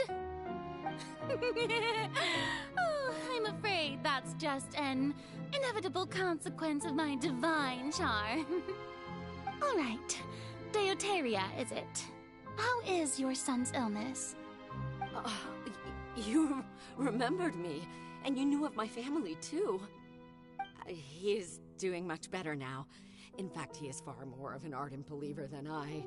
He was the one who forced me to seek an audience with you, and to bring your words back to him.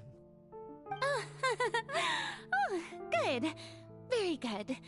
If this should happen again in the future, please do not hesitate to come and tell me. Going down to citizens' homes every so often, while not usual practice, should serve as a fine change of pace. You're such a gentle and wise God. Thank you once again, on behalf of my son.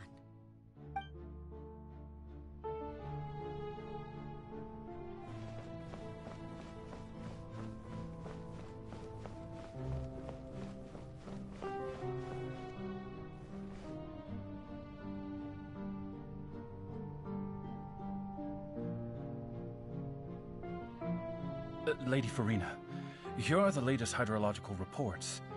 As for the specific parameters you asked to take note of, I'm afraid things still don't look good. I see. It's as I thought then. As your god, I did already expect this, but I wanted to see how far your human wisdom would allow you to analyze it. All manner of signs indicate that the prophecy will still come to pass. Forget it. That's not something you need to worry about right now. Well, as I understand it, the Fontaine Research Institute is also trying to find a way to counter the rising water levels. Really? Have they found anything? I'm afraid that they haven't found any effective solution thus far. Is that so? Well, no wonder. This issue has reached the realm of the gods, after all. Still, their spirit is praiseworthy.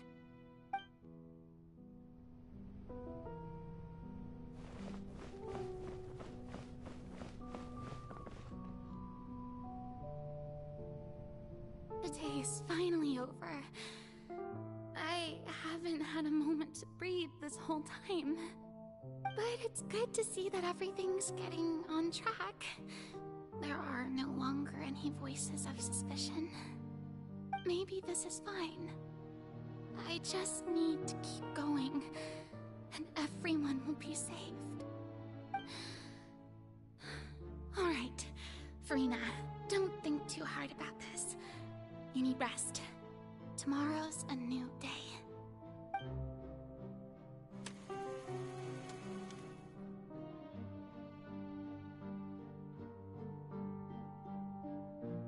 Lady Furina, here are the new trial reports for the latest cases, as well as a summary of the follow-up. There'll be no need for that. I've seen them already. There's no need to go back over scenes I've witnessed in person before. Lady Furina, I've waited so long for this chance to see you in this manner. Indeed, my dear, loyal citizen. This joyous moment is an honor for us both.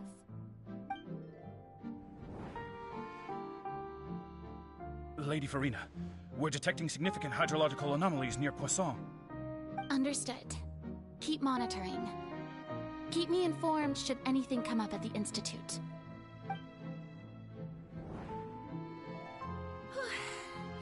I don't think I let anything slip today. I must show the people that there is nothing to worry about. I just don't know when these days will end. I feel utterly exhausted. Best to rest early today, too.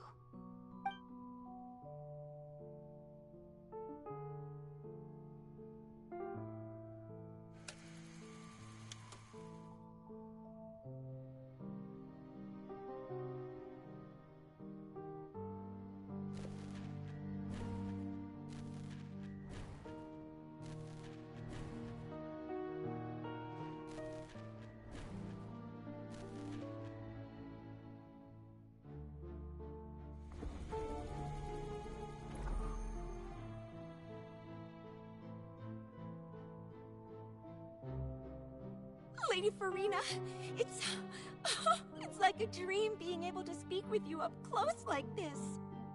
I've heard that the first member of our family who was honored to receive an audience with you was Madame Deoteria, almost 20 generations ago.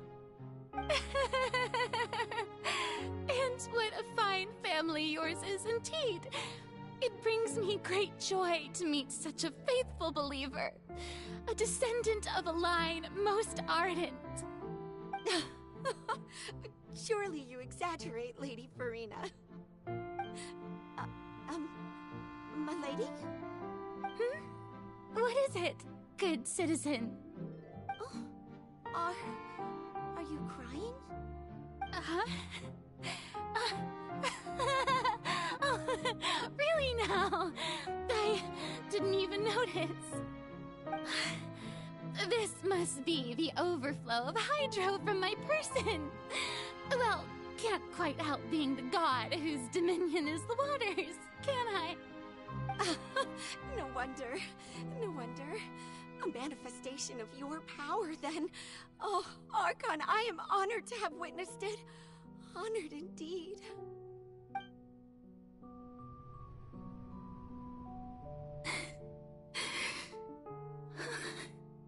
So interminable.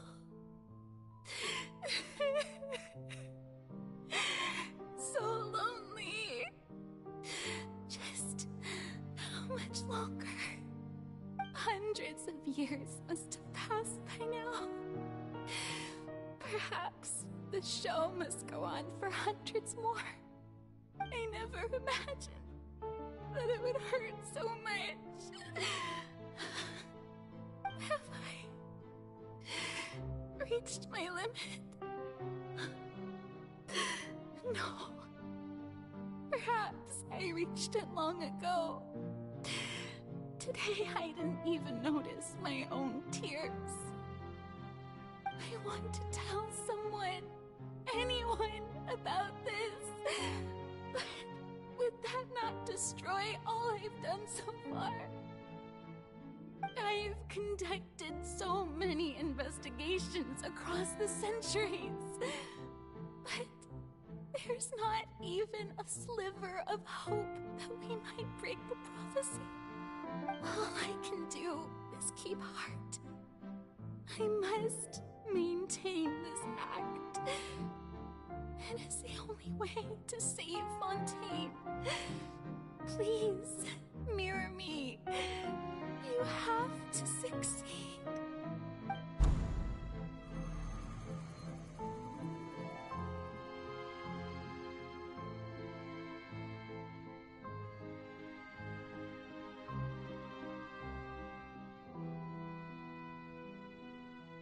Furina, you don't have to shoulder this burden alone. Although I don't know what you might be keeping from everyone, your people are more than willing to share your burden with you.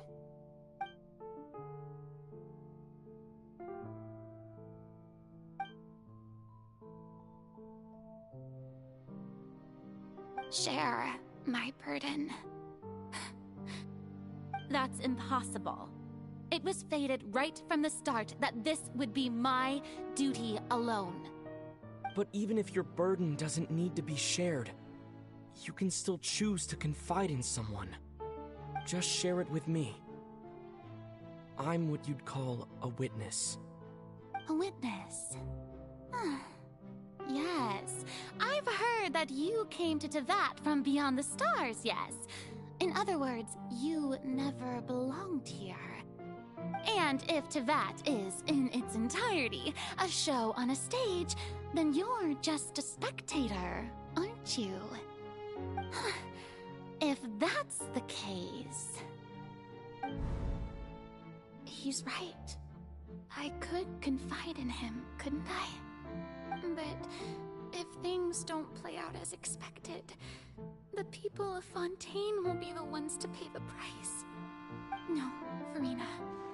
You shouldn't be selfish. But what if it's really alright?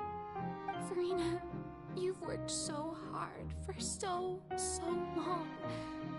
Surely it would be okay to put yourself first for once. Just this once. Is it such an outrageous thing to do anyway? To find someone in whom you can confide your frustrations and sorrows? Surely it could not hurt. If you let this opportunity slip through your fingers, it might never come by again. Think about it long and hard.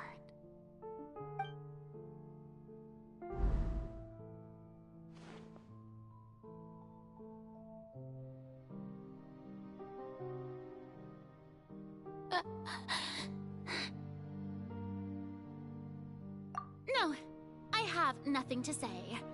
I am Furina, the Archon of Fontaine. Everything will surely get better. All you need to do, dear spectator, is to witness my performance until the curtains fall.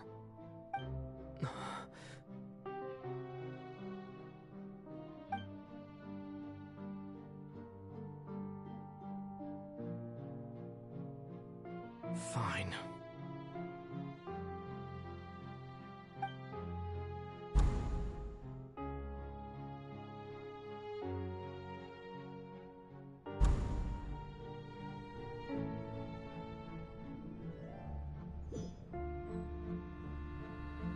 So even Farina doesn't know the truth?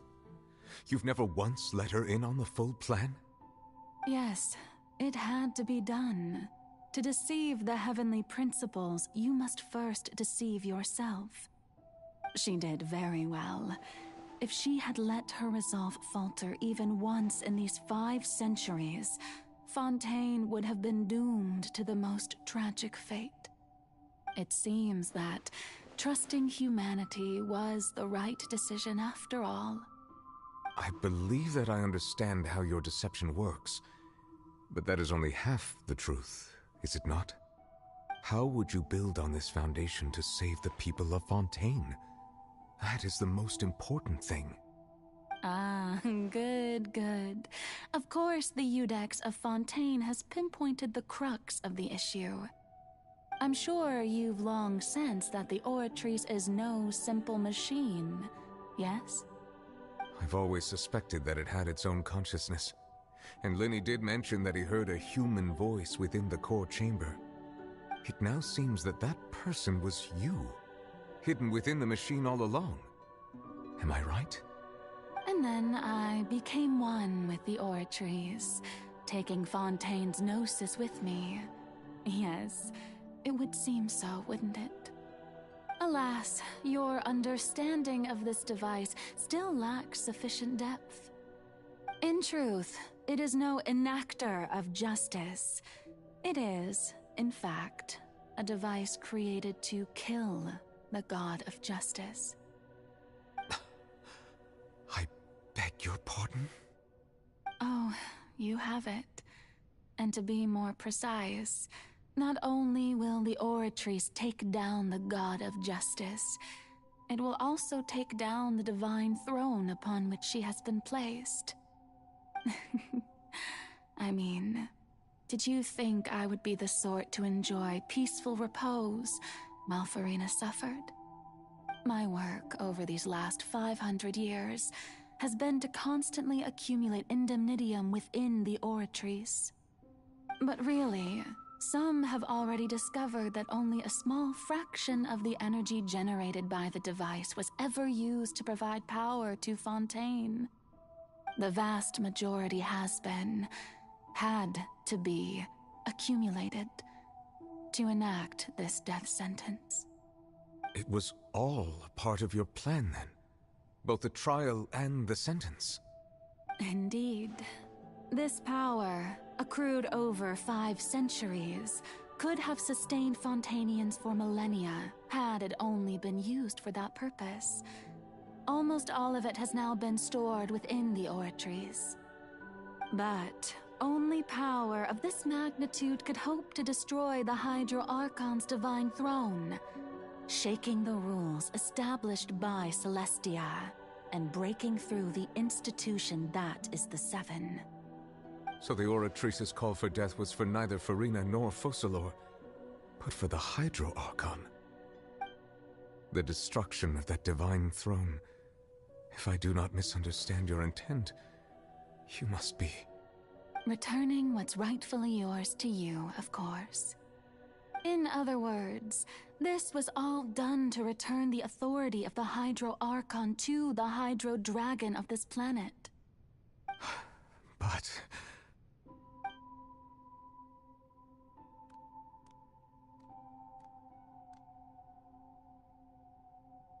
Oh, what? Getting sad again, are we? The authority of the ancient dragons shall soon be yours once more, O Hydro Dragon Sovereign. And this is the face you make. All you've done throughout the years is just so you can sacrifice yourself at the very end. I've never quite seen it that way, you know. Even now, I'm quite pleased at how well my deception worked.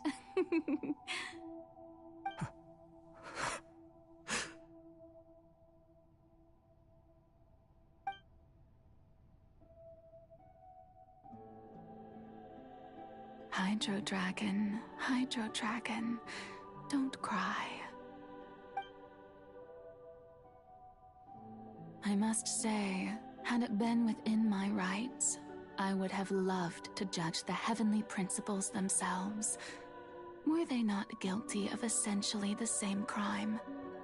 Egeria stole the power of the primordial sea, and the heavenly principles stole the power you ancient dragons possessed.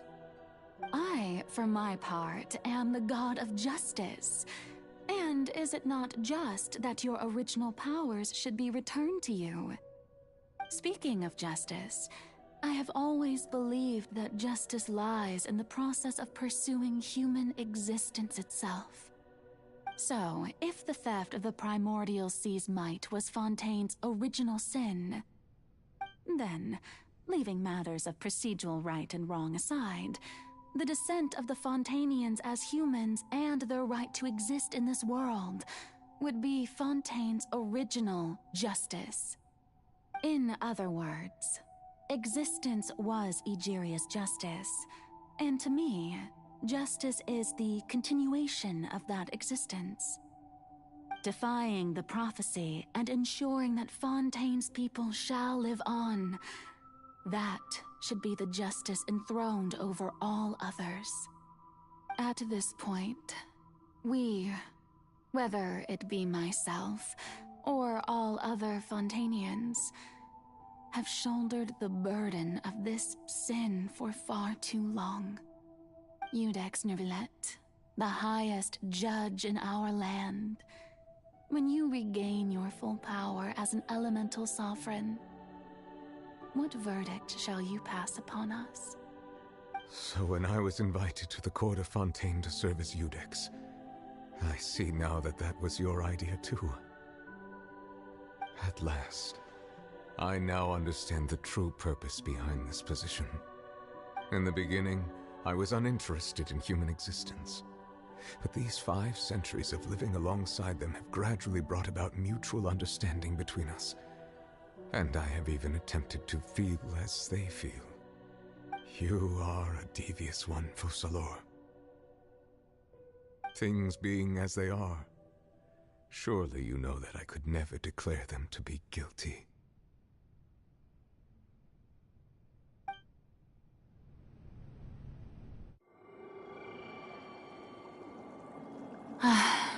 The hour of my execution is almost here. For the sinner, the curtain call has come. I know I may not sound it, but faced with death, I find myself a little afraid. Perhaps this is one thing both gods and humans have in common.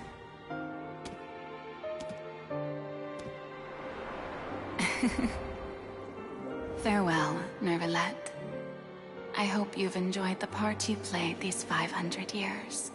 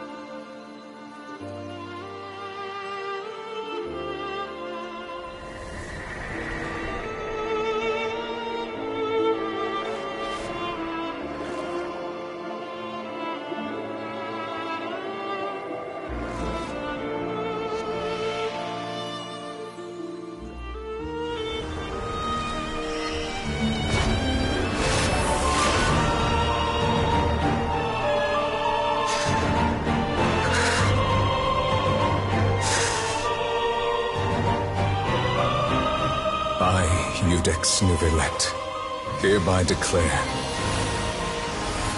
people of Fontaine, your sins are forgiven.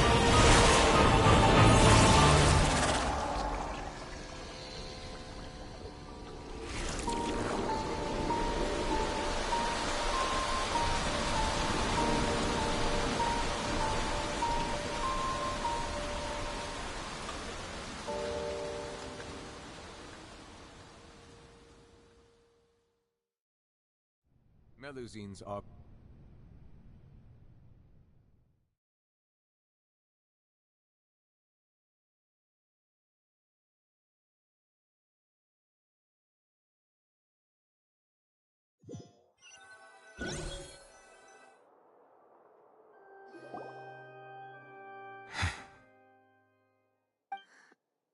What just happened?